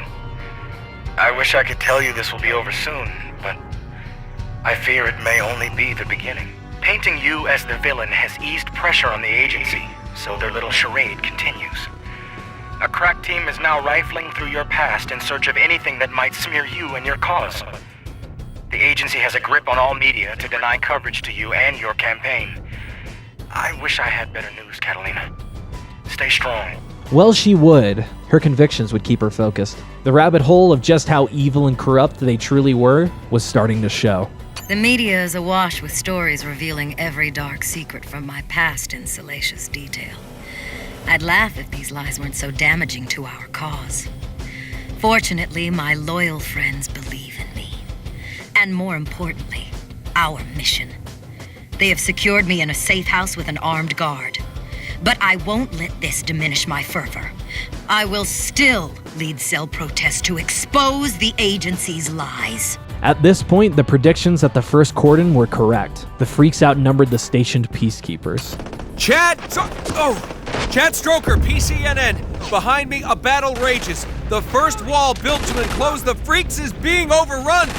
Peacekeepers are desperately trying to hold out until morning when those remaining will be evacuated. Agency forces are set to redeploy a new wall to surround the whole North Unity Heights Island. Now, all right, I'm sorry I'm getting the signal to move. It's too dangerous here. Chad Signer's stroking off. Go, go, go! With the agency back on foot after a botched job to protect North Unity Heights, the only plan was to retreat and evacuate any surviving citizens. The whole North Island had to be walled off. Meanwhile, another smear campaign tactic was used to keep attention on Cell, not the agency. Catalina, I know you strongly advocate peaceful protest, but how you manage to keep calm in the face of such provocation astounds me. Your rallies to release the antidote concern the agency. They fear revolution. Be warned, Catalina. In an effort to portray you as desperate and your Cell movement as a collection of thugs, undercover peacekeepers are infiltrating your gatherings to initiate violence. The agency is in disarray. North Unity Heights is all but lost. I hear rumors of mass evacuations and more walls. When will they learn? This evacuation was a disaster. The whistleblower had to get this out to the people. Catalina, by now you know that North Unity Heights Island has been evacuated and a new containment wall established. I wish this was the full story. The evacuation was a disaster. Many were left on the other side of the new containment wall to further swell the freak numbers. It's only a matter of time before they find a way through the perimeter. Catalina, you must get word to the citizens. Make them realize the danger. The agency lies. Another tale of the agency was learned by the whistleblower. It explains how the news could be so complacent and willing to attack Catalina at the request of the agency. Catalina, if you are unsure of the extremes to which the agency will go to protect their secrecy, heed this cautionary tale. After the gang wars, key journalists began investigating agency methods and motives. Soon after, at an agency press conference, these truth seekers were silenced by a deadly explosion. The agency declared this a terrorist attack and vowed to hunt down those responsible. But this was an agency operation, Catalina.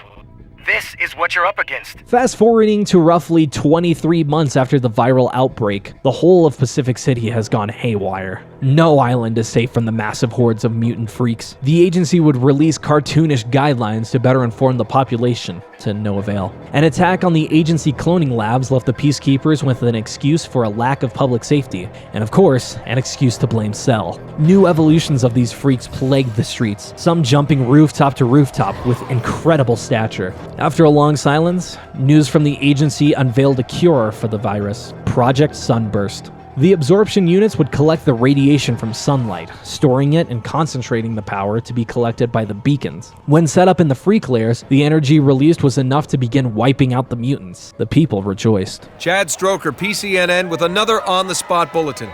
Celebrations are in full swing at a street party in downtown Green Bay. Why? Today, the agency unveiled plans for the Sunburst defense system they promise will halt the spread of the freak virus. Seeing so many happy, relieved faces, this reporter hopes it's a promise fulfilled. Chad Stroker signing off. Not even remotely surprising, the Project Sunburst wasn't just a freak deterrent. The whistleblower finally broke his silence. The Sunburst defense system is not all it seems. Catalina, this information is of the utmost importance. Use it wisely. The agency's stealth project is a population control solution called Sunburst. It delivers precision strikes against anyone, anytime, anywhere. This gives the agency exactly what they crave: absolute control of Pacific City's people. Eliminating the freaks is a smokescreen to cover the installation of Sunburst. Soon the agency will turn on those who stand against them. That means Cell, and you, Catalina. This was terrifying to Catalina Thorne. Backed into a corner, and with her life being threatened, Cell was to undergo changes. The last 3 years have been hell. I've been victimized by peacekeepers, vilified by the press. But if what I learned about this Sunburst defense system is true, the agency are more craven than I imagined. Through all of this, I have struggled to suppress those in Cell intent on direct action. I believed our aims could be achieved through peaceful means. But now I see the agency does not operate on that level. We need to rethink our poor strategy. After 3 long years of survival, Cell turned to plan terrorist attacks at this almost completely installed Sunburst project. For too long, the agency has held this city in a stranglehold. They ignore our demands to step down, so they must be removed by force. But first, we must dismantle Sunburst. And we are determined, armed, and prepared to die to end this arrogant, deceitful reign. Cell's days of protest are over. The time for direct action is now.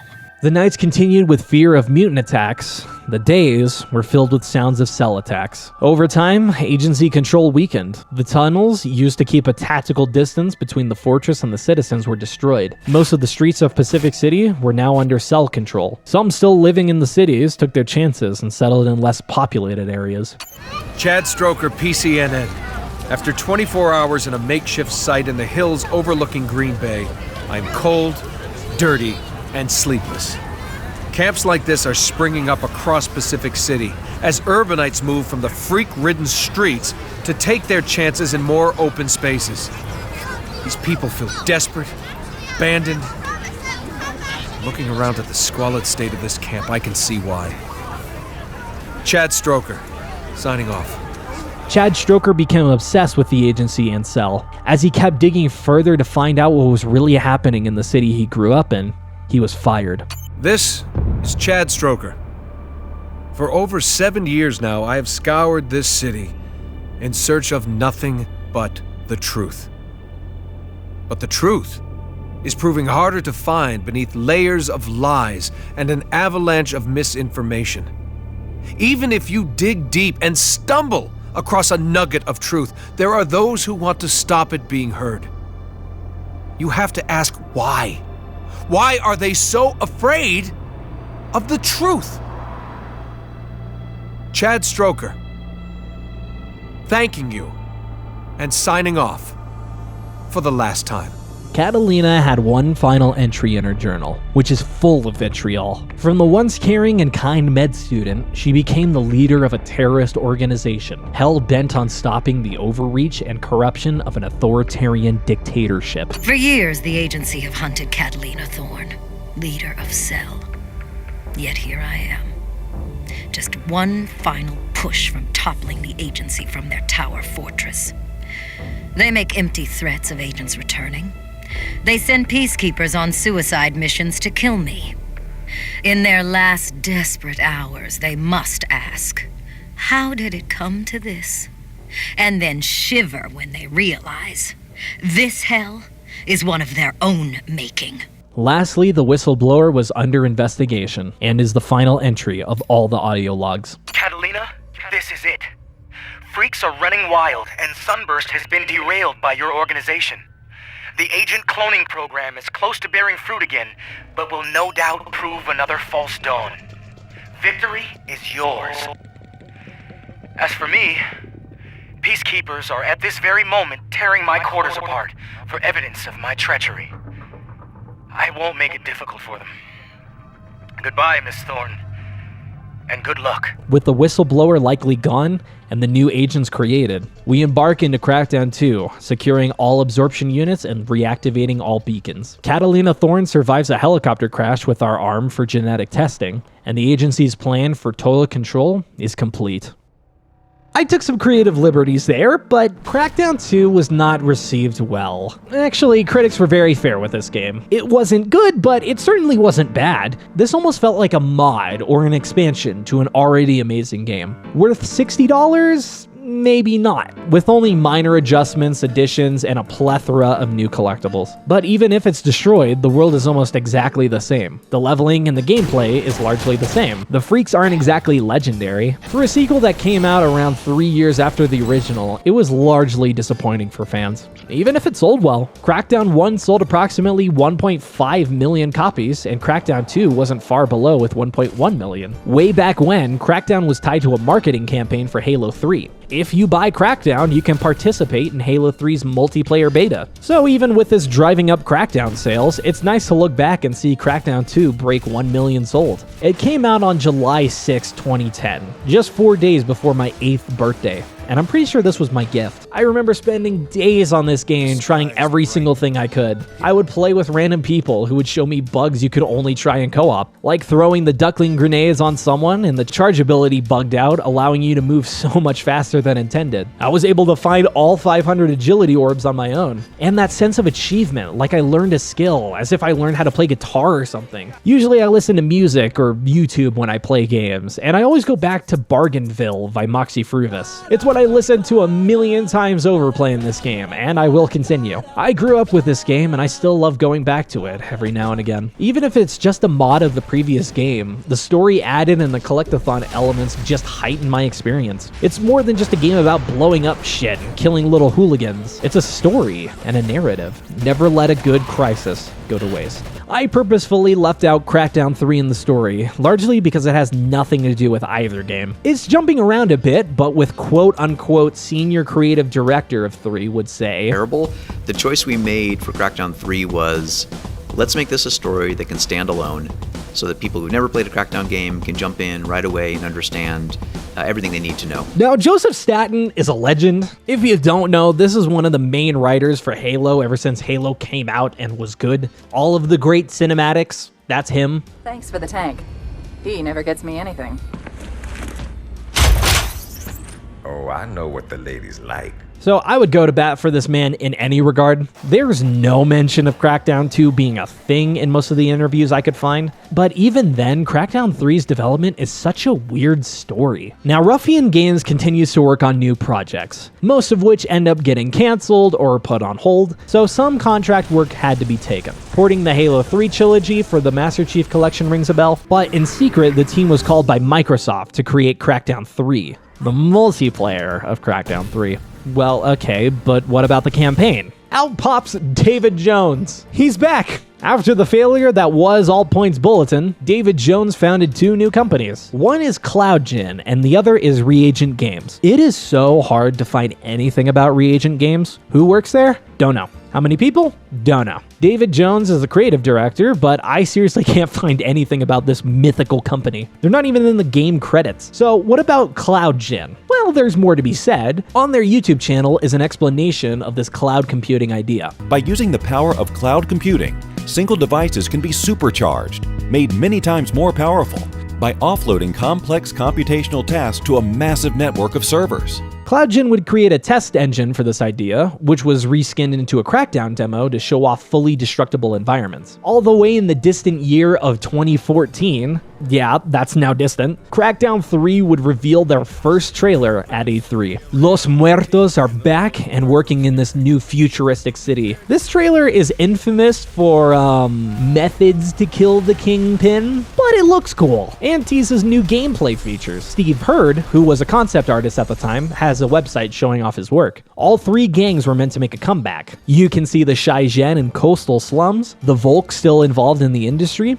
and of course, the Los Muertos had the high-rises. A year later, Dave Jones would don the stage to show off the gameplay. And what's shown looks really promising. Keep in mind, this is back in 2015, only 2 years after Battlefield 4. These destructible buildings would be a cornerstone and a selling point for Crackdown 3's multiplayer. So there are a few snippets of this early version of Crackdown 3. You can see the SUV evolve in all its glory. It looks like there's some sort of boss, and from this trailer, we can see Sumo Digital is here too, doing something, most likely the campaign. It all looks promising from the outside, until the original 2016 release date was delayed another year. The devs would reveal another trailer at 2017 E3.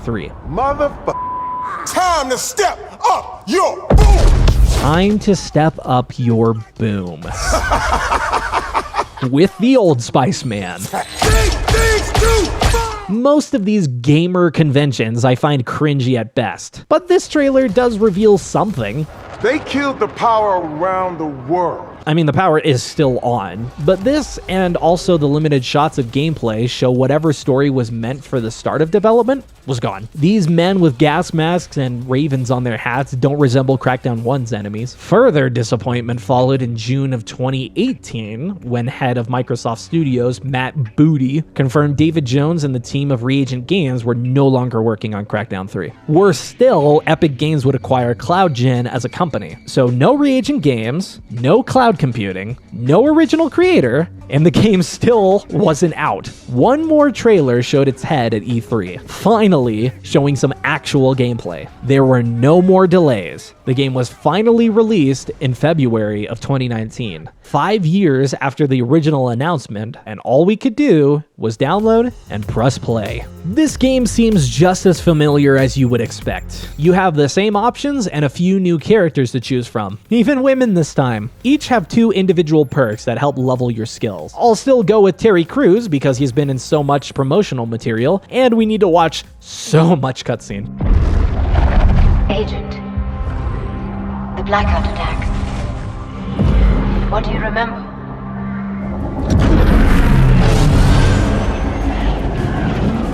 New York, Moscow, Seoul. A whole new group of cities just got hit. It's chaos. And the intel we've got is shaky at best.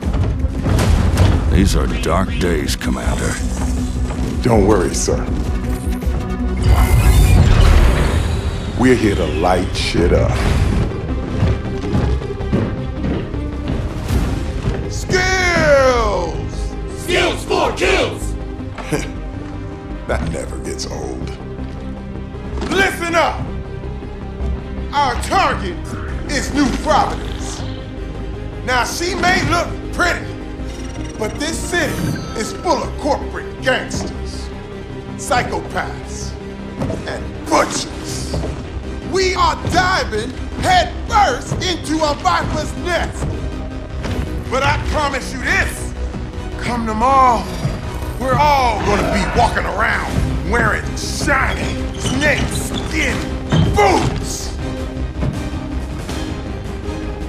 These sons of bitches wanna black out the world? Not on our watch. We are the goddamn agency. And the agency needs justice. By any means necessary. Okay. Someone give me my jam. This is it, agents. Time to make Daddy Duck cry.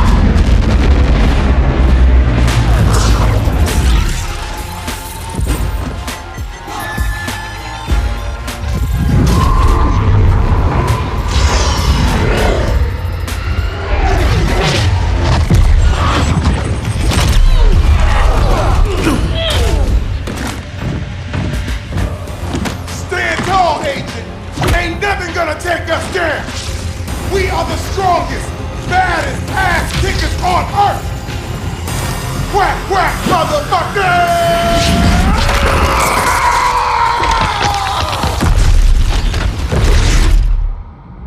Commander, agents, do you hear me? Report in. That's an order. You still with me, Agent? The rest of your team? They didn't make it. The assholes that did this to you, we can make them hurt. Pay them back for what they did, but first I need to know. Can I trust you?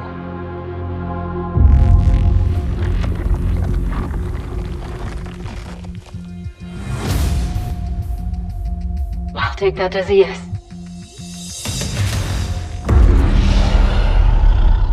You got pretty cooked in the crash, but I recovered some agency intel, combined it with my own. Here's what you need to know. The blackout attacks.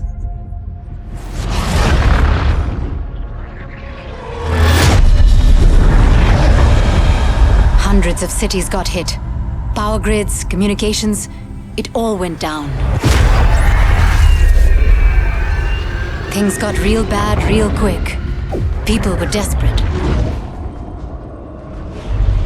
They left their homes, their lives, millions of refugees, all looking for a little light in the darkness. And I was one of them. Enakshi Swift. But most people call me Echo. We spent weeks on the water, low on food, hope. But then Terra Nova rescued us and brought us here to New Providence, an island nation founded by Elizabeth Niemand Terra Nova's CEO. At first, I thought this place was paradise.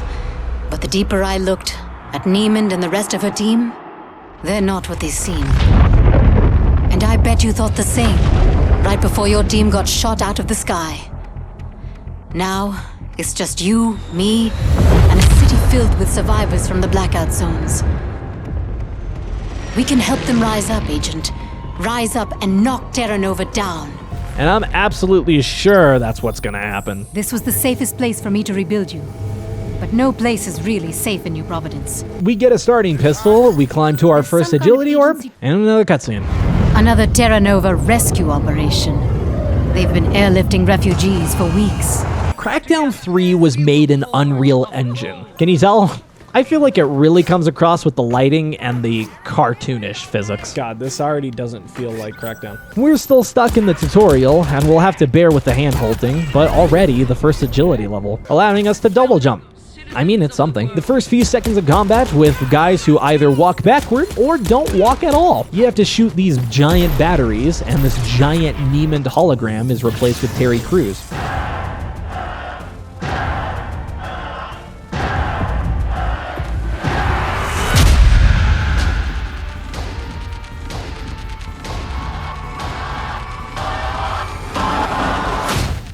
Echo, I want to talk. This is like an amalgamation of like 50 different video games. I really do have to agree with myself. The camera angle and the cartoonish visuals look like Fortnite. No doubt because they use the same engine, or even Saints Row for that matter. The map looks like Watch Dogs with a simple geometry of New Providence. The new climbing animation, which climbs for you, feels like I'm playing Assassin's Creed. And the bosses here are just straight up taken from Shadow of Mordor. None of that is necessarily a problem. But if you're looking to make a distinct looking game like the originals, well, it's not working for me. Is there literally no penalty for killing these civilians? I guess not. I could just kill civilians now. You're dead. You're dead. We need a hero, not this. You need a hero. You want a... Oh my god. You want a hero? What'd you say? Oh, bitch. Do you have animation? Or if I get near you, do you just stand still? You're really just gonna stand still, eh? Slowly but surely, new weapons and new explosives are slowly collected as you move forward. This time, we're allowed 3 different weapons in our inventory. Well, you'll eventually make it to Wilhelmsburg. The gate! And this starts the first of the many boss fights in the game. As you can imagine, it's very easy. Wow, that's a fast way of killing him. Holy shit. Our first boss down, 1 title drop, and yet another cinematic. Hang on. Someone's tapping the line. Agent, is that you? My God, we thought you were all dead. Oh, it's your boss, man. This is Agency Director Charles Goodwin. Who the hell am I talking to? You can call me Echo. Or even better, the person who put your agent back together after some shitty intel almost got them killed. Thank you very much. Stealing agency data is a criminal offense, Miss Swift. Hey, the only criminals I see are wearing Terra Nova suits. And with my help, your agent is already bringing them to justice. Listen up, civilian. The agency is the world's preeminent crime-fighting task force. We've been kicking ass since before you were born.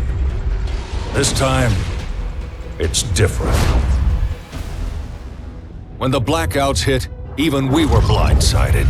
Then our satellites came back online and found the one major city still glowing in the dark. 5 years ago, this place was a desolate spit of land in the ocean. Yes, it's truly inspiring what a greedy, all-powerful corporation can accomplish.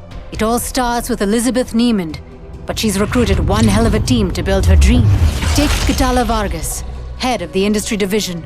Vargas was a Nobel Prize-winning scientist, now in charge of Chimera, the stuff that blacked out the world and left so many of us lost in the darkness. Or how about Kulinagata, the hired muscle handling security? He is a butcher who will do anything to protect company interests, especially if it means spilling other people's blood. Last but not least, Alois Quist, architect of Terra Nova Logistics, the control freak who designed this entire island and keeps it running like clockwork, at any cost. Terra Nova is using local monorail stations to direct the flow of human resources. If the refugees end up on those monorail trains, God only knows what'll happen to them. Agent, you are in enemy territory with no shortage of viable targets and a clear-cut mission directive. Save the people, save the world. Take down Terra Nova by any means necessary. Finally, the tutorial is over.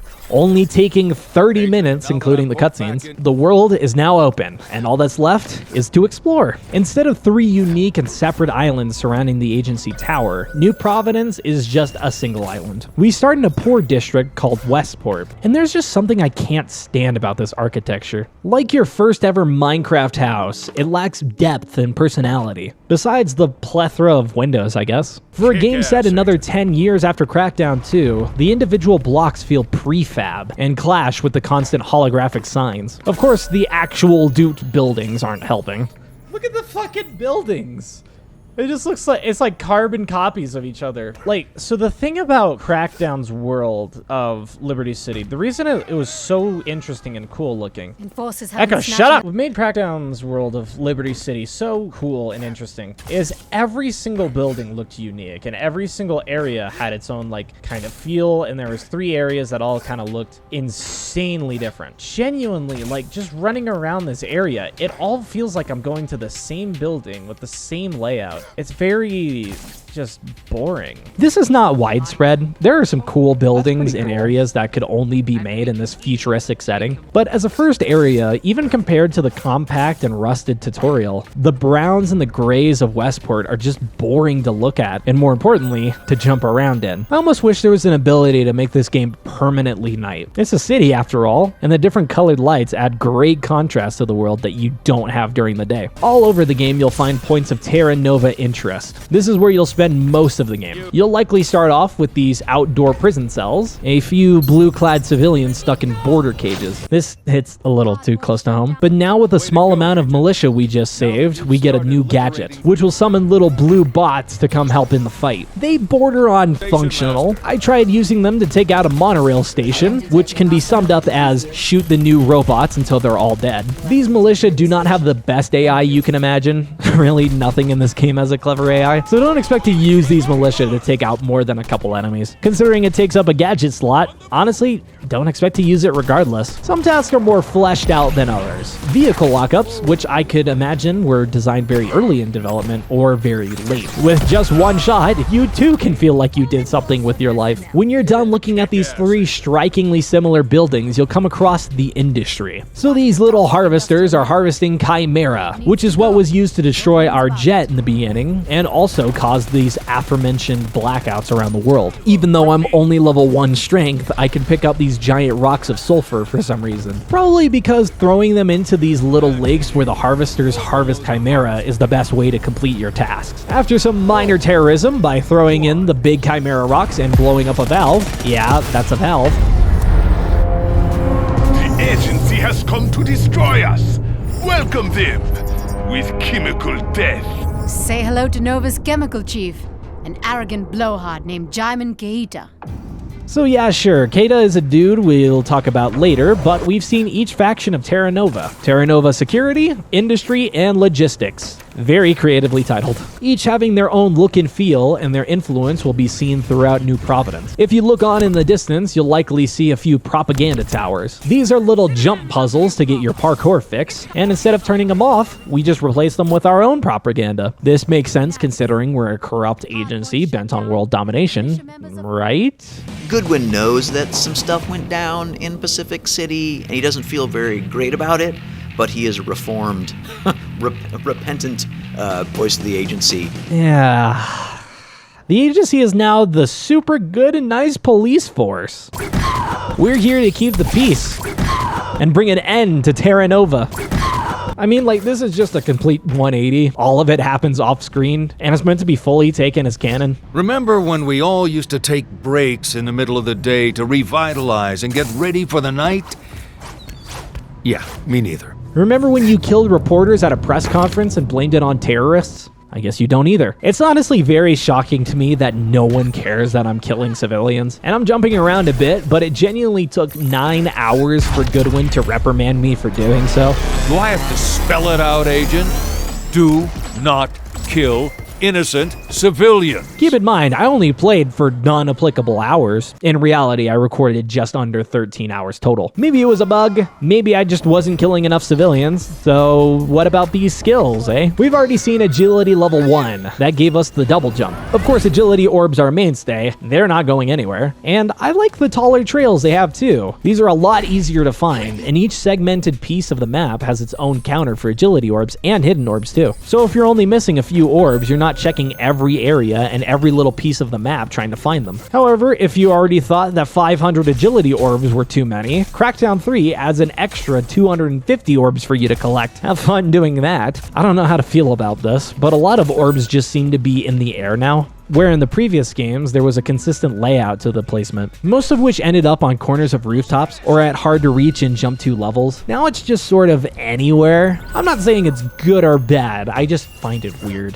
Next, we move to level 2. On top of the double jump booster, we unlock a forward thrust to perform an air dash. Thankfully, the game is built around these two upgrades, and you'll find yourself needing to use both moves in order to make certain jumps. Coming in at number 3, you get the higher jump and faster running like always, but unlock the new and improved launch pad. Taking up a gadget slot, this utility is quite the upgrade. Wow.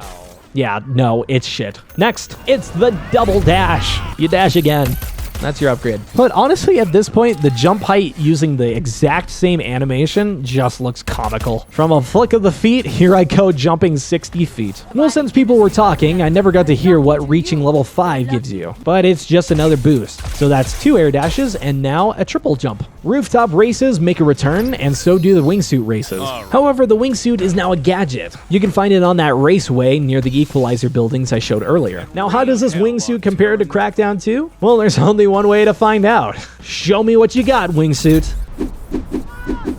What is this? There's no feel of momentum, no easing. I think there's only about 5 angles at which you can move on, and the transition is instant. The reason I harp so much onto this, to get to the final agility level, you need to collect a lot of agility orbs. Obviously, it depends, but I'm certain you'll need 500 plus orbs to max out agility. I don't really want to do that, so instead, I went and completed all the rooftop races and the wingsuit races, getting the fastest time I could and gaining the gold medal. None of these were any sort of challenge, really. But how the controls are set up on the wingsuit, I am constantly moving back and forth trying to correct the overshooting I'm doing, with no way to center the camera either. It's a battle between your thumbs, with one needing to steer the character and the other steering the camera. But the camera also dictates the direction of the character, and it's a mess. Only after achieving gold on every race, rooftop included, the final level changes your jump thrusters into normal thrusters. So now you can pretend like you're playing Crackdown 2. Though honestly, I think I'm one of the very few people that played this game for that long. So to speed up your leveling, you'll want to switch around your character, right? Around Terra Nova, you'll find corpses of charcoal people. It's okay, they're dead. Each one of these little guys still has some DNA to be captured, and gives more options of perks and customization. Terry Crews' persona, Jackson, is the only one that talks. So outside of the perks, I feel the only other reason is to find the agent you find the least annoying or whoever's moan you prefer.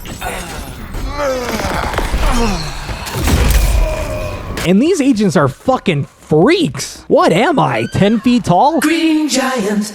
You're gonna die young. Strength is a weird one. Before, leveling your strength increased your health pool by an extra health bar. Now that's entirely removed. Any skill that reaches a new threshold will instead, along with the visuals of your character. Making your way to level 2, the ground pound is already unlocked. This is really overpowered, much like its predecessors, which is probably why it was the last upgrade in the skill, but whatever. The higher you start your descent, the more damage this ability does. But I never ended up using it to hurt people anyways. You see, there are quite a few buildings and structures you'll need to climb around New Providence. The most obvious of which are the propaganda towers, but once you're up there, there's not a conceivable way to get down that doesn't involve killing yourself. That's until you learn, regardless of how high up you are, this ground pound ability negates all fall damage.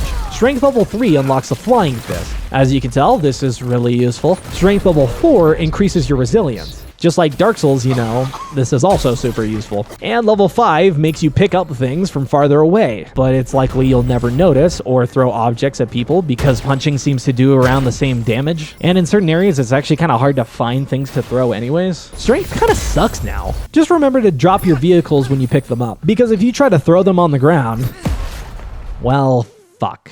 With most of the highways being out of reach and driving on the roads are inefficient ways of travel, you'll likely never get into a vehicle, never mind leveling your skill. That's not new, however. Driving has always been a pretty mid-skill, as the kids say. You can find some pretty awful looking cars that I wouldn't be caught dead in. Nice ride.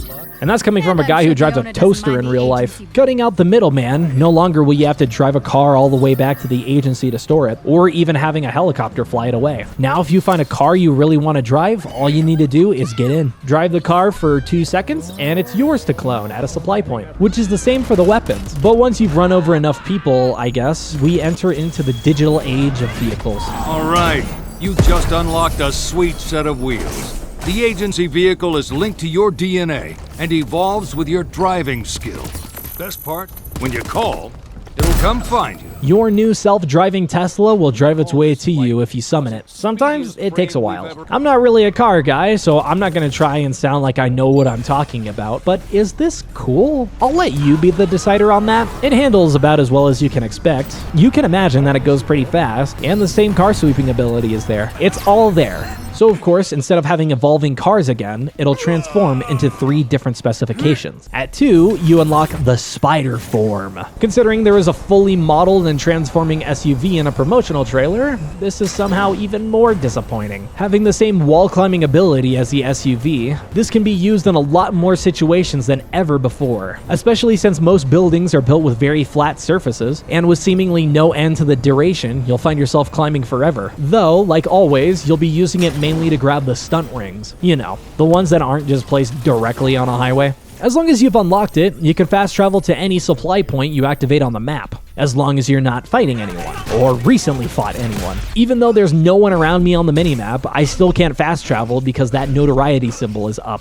So this is the best way to force people to drive, I guess. That was until I was doing a race and sang Godot's Breath. For whatever reason, these tunnels just absolutely break the car in spider form. Though, if you can be bothered to level this skill, you'll be able to hack into the Providence vehicles, who have their own mounted guns and such to cause destruction. But this is important. Even though I'm using a mounted gun, I'm still gaining XP for driving. This makes leveling so much faster, considering doing the races all by yourself is pretty sad, which is probably why on the fandom wiki for Crackdown, the 3rd game doesn't even have a section for driving at all. So I might be the only person who's even played with the tank, even if it was only in the cheat mode. It's pretty disappointing, especially considering the main hand weapons. If that wasn't enough, if you somehow raised your skill to max, each car now has a horn. It always had a horn, but now an energy field surrounds the car and lightly pushes pedestrians and vehicles out of the way. If you can handle listening to the horn blare the entire time, then Godspeed, but I can't. But that leaves us with firearms and explosives. Overall, this is Crackdown 3 at its best. Your starting weapons are definitely less than desirable. Low damage, low accuracy, low ammo. It can feel like all of your weapons can't muster up enough damage to even kill enemies before you're dead. Only after leveling a few times will your weapons start to deal enough damage to even be useful. After taking out enough industry landmarks, you somehow gain intel, and that ends up pinpointing the location of one of the bosses. Reza Khan is the first of many. So, you want an audience with Reza Khan? Then you will have one. Welcome to the dawn of a new age, the age of Chimera. Bow to its glory or burn in the flames.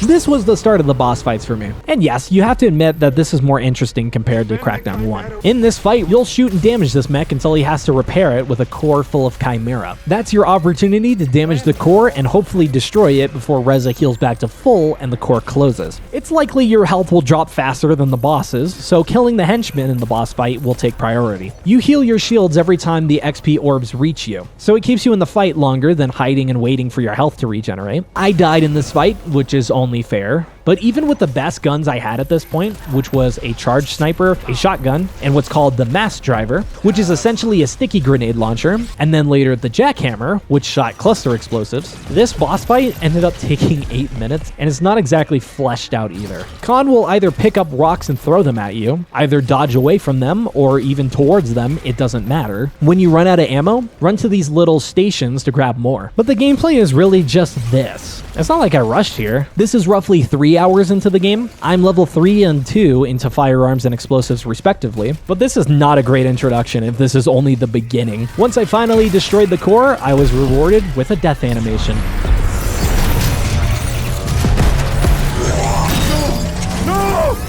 Not like this! No!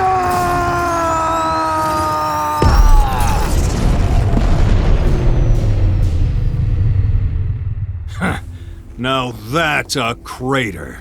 8th wonder of the goddamn world. After you kill a boss in this game, and at this instant wait roughly 30 seconds... Echo, you hear that? No. Exactly. It's too damn quiet. We just rode a bull right through Terra Nova's china shop. How come we don't hear a whole bunch of smashing plates? So there you are, my poor little agent. I feel awful about the accidental crash of your dropship, but Terra Nova announced that there were no survivors. And since I can't have our customers doubting my integrity,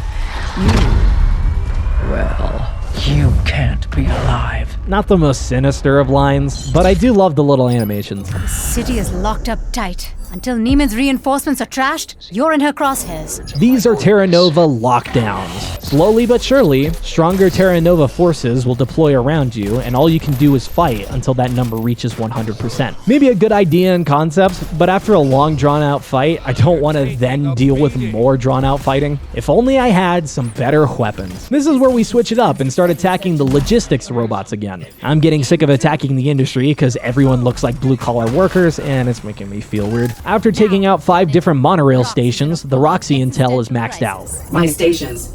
They have been torn from my network. I am no longer whole. Roxy is meant to be some kind of supercomputer intelligence. She's a little project of a more powerful Alois Quiz, who we'll go and see later, but arriving at Roxy, the building. You get to shoot memory cores in a similar fashion to Reza Khan and parkour up the building. On my travel over here, I found some explosive called the Decimator. Using that in this fight felt so much better, as it takes advantage of the lock-on system and fires every single explosive in the magazine as a homing rocket. Even the rubber ducks make another appearance. It only took 4 hours, but I'm finally starting to feel the destruction I was promised. Once you climb the giant Roxy Tower, taking out any memory cores along the way, you get to meet this super intelligence. I see you, Agent. The damage you are causing is less effective than you think. Worse, it is making me angry. You won't like me when I'm angry. Anyone else have that same reaction? I definitely found this fight more enjoyable than the last. If I didn't understand English, I would say this was pretty good. System failing. Unit integrity at -4%. Oh, Roxy. We could have been friends. If you weren't a crazy AI programmed by a psychopath. Agent, with Berg dead and Roxy offline, Terra Nova's logistics division is crippled. All that's left is Quist, scheming inside his tower. And now that I have access to Roxy's systems, it'll be a lot easier for you to climb it. I started Terra Nova with nothing. Built it from the ground up with blood, sweat, and very few goddamn tears. I've survived blackmail, shareholder revolts, boardroom assassination, and here you are doing your best to tear it all down. You should know, Agent, I'm a survivor. Are you? Man, remember those cool gangs from an hour ago? Me too. It's another lockdown to handle, pretty much same as before, taking even longer because the forces don't have anywhere to spawn. But this is where we meet the pinnacle of firearms. This prophecy you can pick up will never leave your hands for the rest of the game. Kind of how the light machine gun was just king in the other games. The prophecy isn't an LMG, but it does an insane amount of damage. Picking up and throwing these giant doors deals around 500 damage. Using the charged sniper rifle will deal 1300 damage to the head, but this automatic rifle will do 200 a shot, and over 300 damage to the head against the lockdown enemies. The enemies that take more shots and have more health than anyone else in the game. So, the prophecy and the charge rifle are the only 2 guns you'll be using for the rest of the game. Since I reached level 4 firearms during this fight, I will also introduce you to the best gadget in the game as well, the Agency Ammo Field. Lack of ammo has always been a hurdle to jump through in the series, which is why large ammo pools and high damage weapons are always going to be preferred. That only changes now because of the Ammo Field gadget. Running low on ammo and there are no convenient ammo reserves? Just throw down one of these things and you'll never have to worry. Works on your explosive arsenal as well. Like very later into the game, you can find a health version of this concept. It's insane. Let's see how insane it is. Oh my god! Okay, this is even more broken. I think we've kept Quist waiting for long enough. He is the first of the Terra Nova captains. Although I mainly made a beeline to Quist, and I didn't even realize it was anything of the sort. So there's that open world sandbox I cry about so much. Honestly, for what's here, dear God, like this fight. Combining jump puzzles, which is new for the series, and Quist looks like he's the son of a Star Wars villain. I am so much more. Time for you to die. It's like a Disney villain. Or that. Quist has his own force field around his suit that you'll have to disable before attacking the main body. Once his health bar is low enough, he'll teleport to a higher point, and it's your job to follow. Each time, the random mobs that spawn around him increase in level and power. When both you and Quist reach the top of his tower, it becomes pandemonium. You have to target all the mobs in order to keep your health up. It's a constant battle for your health and dealing damage to Quist. The music playing is a pretty good jam too. Everything about this fight I like, and shows what can happen if you play to Crackdown 3's strengths. I say we have Quist make one final leap. No! No! No! Way to zap the real bug in the system, Agent. That's one step closer to Niemand, but why rush? Fuck's sake. Clearly, intelligence isn't part of your skill set. So I'm going to say this as simply as I can. This city belongs to Terra Nova, and Terra Nova belongs to me. All the damage you've done, the chaos you've caused, it hurts me, Agent, on a very personal bottom line. So I think it's only fair that I hurt you too. Right by the racetrack. I swear, everything cool is around here. You'll find a bunch of guards protecting some batteries. You don't really have to think twice about it and complete the area objective. Repeat. Security activation code Scorpio 19. Targeting redirect. Ordnance authorized. Time to rain hell, people. Oh shit. Oh shit. Nova's activated defense turrets, and they've turned them on you. Yeah, we got defense turrets now. They're usually not a problem, but it is something. But with a name like Nagata, God, saying that is almost as bad as saying Megamations. Maybe we're related. So now the job is to play with more very simple battery puzzles to turn off these turrets. There's only 3 to take down, but once you do... Well done, Agent. All defense turrets are down. Without Nagata's artillery, Terra Nova's inner circle is more vulnerable than ever. We just need to keep kicking them till we're sure they never get up. But really, we've unlocked the Hellstorm Flare. Using this gadget allows us to use the power of the turrets against our enemies. But I need ammo instead, so no thank you. Jimon Keita is the next character, who loves his machinery. Whoa, this place is seriously messed up. Well, it has come to this. I can take the pressure. Question is, can you? This is not too unlike the refinery in Crackdown 1. Attacking his valves, and the one robot has a rock between its legs. You end him after 9 minutes, and with me speeding up the story... Ignorant fools! You have no idea what you are doing! We know exactly what we're doing. We're flushing you, you piece of shit! Let off some steam, Keita.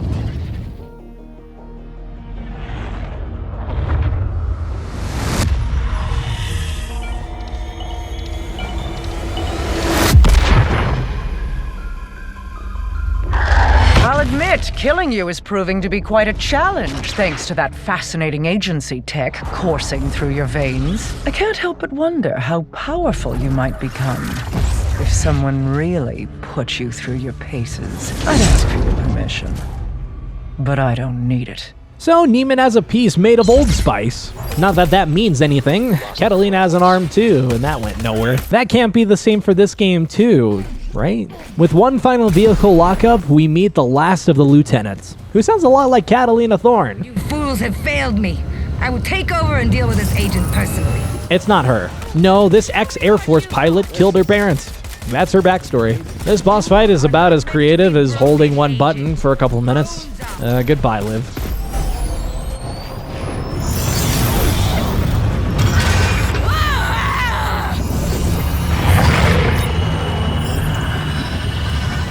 My notes say, what a shitty boss fight, so you can tell how I felt. We actually get to see a little bit about Nagata. Aw, he's so nice. He loves children. Nope. Just kidding. He kills people crying for freedom. That means only the captains are left. Kule Nagata, Katala Vargas, Alois Quist, who I already killed earlier, and the CEO herself, Elizabeth Niemand. At the center of New Providence, let's make the journey to the wealthiest and most powerful area in the game. This is the main city! No fucking way. This is stupid. This is it.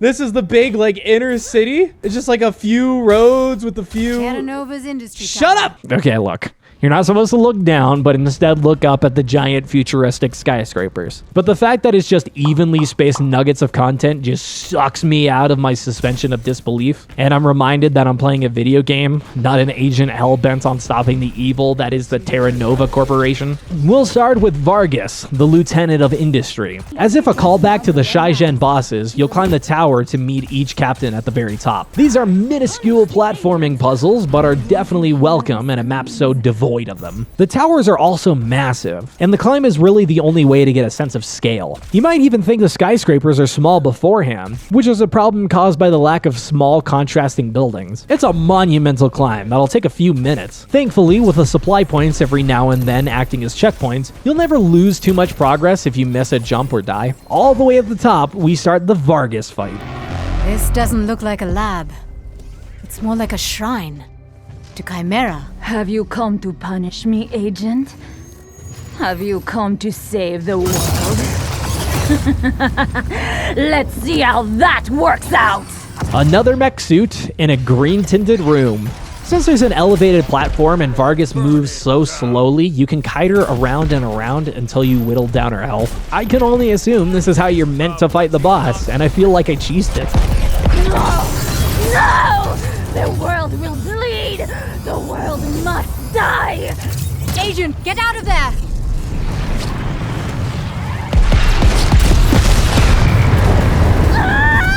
Big Captain Vargas is down in 1 whole minute, making this the fastest boss fight in the game so far. Agent, Echo, we found something. On Vitalis. Turned up in the transcript from a recent Terra Nova earnings call. It's a new research venture designed to, and I quote, extend a lifetime of opportunity for all. Sounds like more corporate PR spin to me. Neiman doesn't care about any lives except her own. After 30 years in business, I've learned one thing for certain. Everything and everyone has a price. So let's make a deal, Agent. Your life for the lives of everyone in New Providence. Give yourself up. Let me pull you apart and see what makes you tick. And no one else gets hurt. Refuse, and their blood is on your hands. You know, that's the first time I've been intimidated by our villain here. I still don't care about the civilians at all, but hey, 7 hours in, I'm getting a little scared. We'll take out Nagata next, right from the bottom of his tower. Also, sorry about the audio. It's the game, because of course it is. You're coming up on the security complex, and you're not alone. The militia's already on site, kicking the crap out of Nagata's troops. What do you know? The revolution is real. The revolution is real, yeah. There's 8 of us. Half of them died because of this fuck. Or this fuck right here. Climbing this tower almost feels reminiscent, like I'm climbing the Colonel's tower all over again. Except for the cutscene. A war room. Nagata is not playing games here, Agent. Unless we're talking hide and seek. I get paid to inflict pain. But I'd hurt you just to hear you scream. I'm almost tempted to just play this boss fight in full. The big captain of the Terra Nova security, beaten by the oldest trick in the book, strafing in a single direction. Where the Vargas fight ended up taking 1 exact minute to kill. Already, Nagata beats that record with a 32-second boss fight. He didn't even hit me once. This is Dark Souls 2. Swear to God, he hasn't hit me once. What the fuck? No, you won't win. I won't let you win.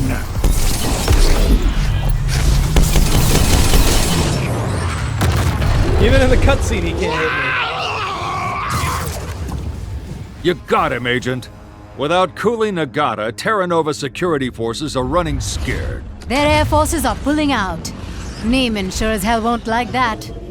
But I bet you won't mind. I'm always down for a pull-out game. It's true, I have experienced some unfortunate and painful staff reductions, but there's no reason for concern. Has my final order been filled? The world is in darkness, and production of the forces you require remains on schedule. Good. And Vitalis? Terra Nova will always be mine. I honor my contracts, now and forever. That theory of yours, Goodwin? I think we just met Neiman's #1 customer. Agreed. But what the hell are they up to? All that's left is... Ugh. Yeah, her. Slowly but surely, Neiman's Tower will be traveled. It is a long, 13-minute climb with every single enemy and vehicle in your path. This is where you'll find that health field. Also, you'll likely find the Anubis grenade launcher, which I showed in the Nagata fight. Towards the end of the trek, you'll reach what almost feels like a debug room. Almost every weapon and gadget is just evenly laid out for you. I guess this means we're at the summit. Only after some jumps that can only be made with level 5 agility, you'll see some weird core at the center of her tower. You can't interact with it, and a lift slowly arrives to take you the final distance. Hell of a view, isn't it, Agent? Yeah, that's one hell of nothing to look at.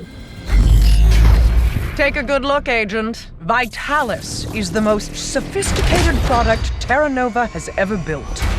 But it's so much more than that. When I use it to deliver Chimera, modified with your regenerative technology, everyone Vitalis touches will become a data point in my grandest venture. You will die with all the rest. But I will have eternal life. That's the great villain. She really has a dragon! Looks more like a snake to me. So clever! But remember, last time we did this, I turned you pathetic agents into ash. This time, you stay dead. Ah! You won't live long enough to regret that! This is the final boss of Crackdown 3. That core we saw earlier is the snake in which we must fight. Only when this dragon flies over top of us can we damage the core. While the rest of the fight, we'll be taking out the rest of Terra Nova's forces that came to assist. The dragon casts the same wave of Chimera used on us in the beginning of the game, with much less potency, I might add. When all cores are damaged, you can finally take out the head.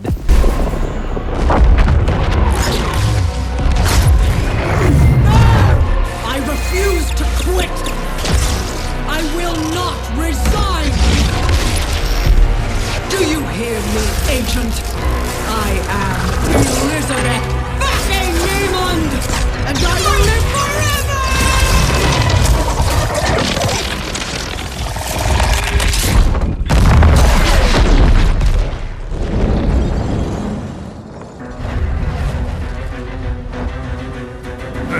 Now that's what I call a hostile takeover.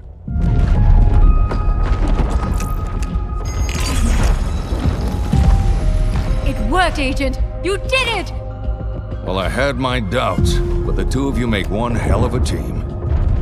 The agency could use someone like you. A thief? A criminal? Someone who knows things aren't always what they seem. In the wrong hands, Chimera could have destroyed everything. But now, we just might be able to harness its power for good. All right. I'm in.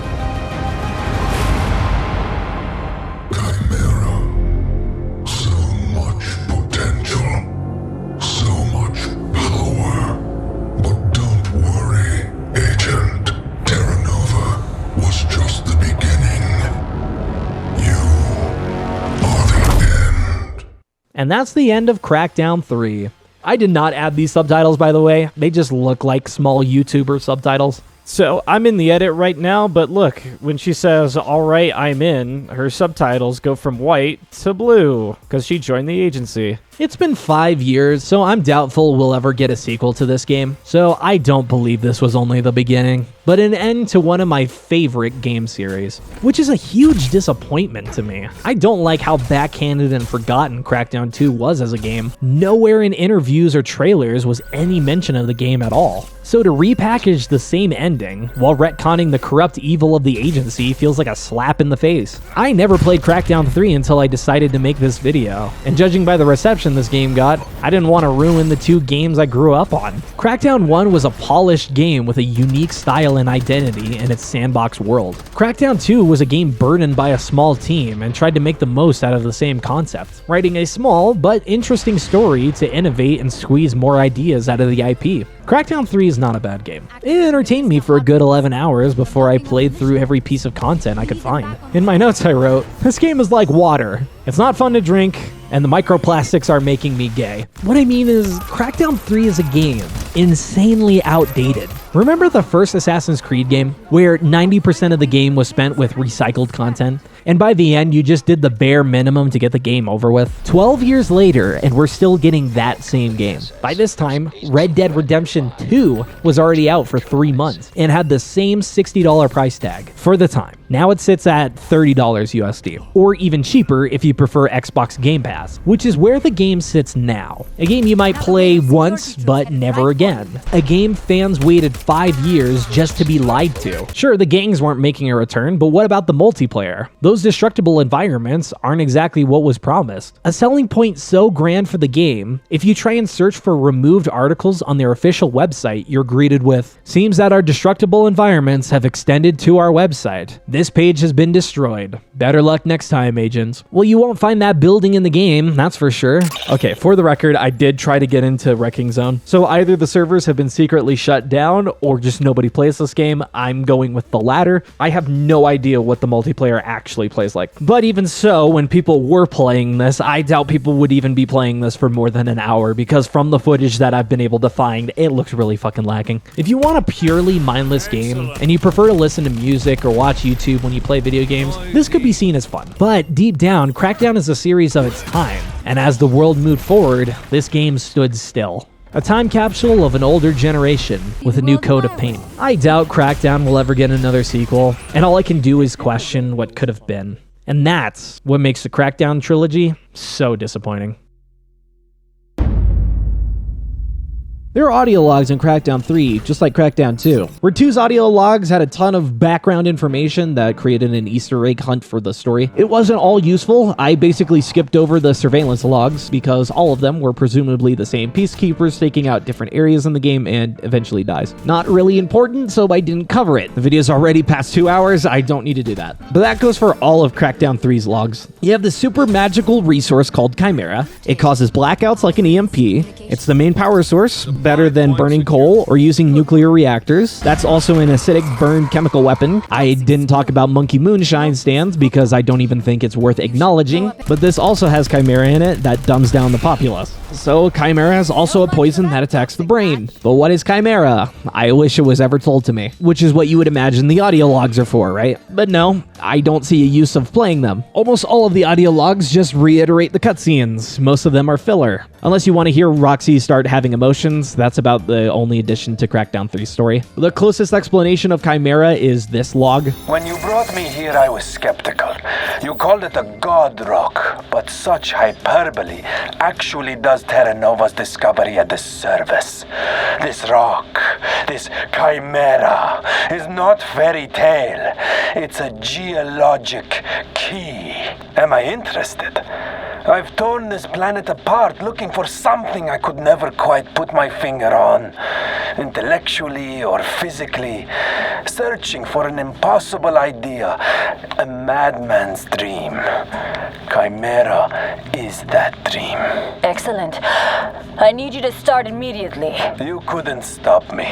So it's also a prophesized element. Man, that's incredible. But you still can't tell me what it is, only what it does. Are these rocks different from these rocks? Are we gonna get any hints of who this buyer was? No, don't be silly. Did you know there's a comic book series for Crackdown? I'm not a comic book nerd. My knowledge of stuff like that ends with the Marvel movies, so I am not the man to review them. I bought all 4 issues for like $6, so it's like whatever. I looked into them hoping for some extra story. I really wanted to know more about Chimera, or why Goodwin is a good kid now, maybe a motive for why the blackouts even happened. Neiman wanted to live forever, so why would you need to cut the power to the world to do that? The 4 issues center around a city that gets hit in the blackouts. A few random gangs all help create chaos, and the agents have to quell the damage, I guess. Neiman then flies Terra Nova out to the city, telling everyone the agency has failed you, I'll protect you. I don't know how I'd feel if, like, 4 hours after a city-wide blackout, some powerful, seemingly trillionaire woman wants to quote-unquote save me. It's not great, I'll be honest. I heard that in development of Crackdown 3, the Reagent Game Studio lost all their work or something. The only source I have for this is like a YouTube comment, so who knows if that's even true. Also, I probably have to say no hate is given to anyone that worked on any of the games. Game development is soul-crushing, and in terms of desk jobs is like one of the worst careers to pursue. So if you spent years of overtime and insanely hard work into something everyone memes on and people like me try to tear to pieces, probably hurts in ways I can't understand. So if you worked on this game, sorry for having to make it. At least your game came out, unlike Concord, but I'm rambling now. So play Crackdown. It's a good game. You'll like it. And of course, use my link or QR code to get some free bonuses and champions if you're a new player. Bye!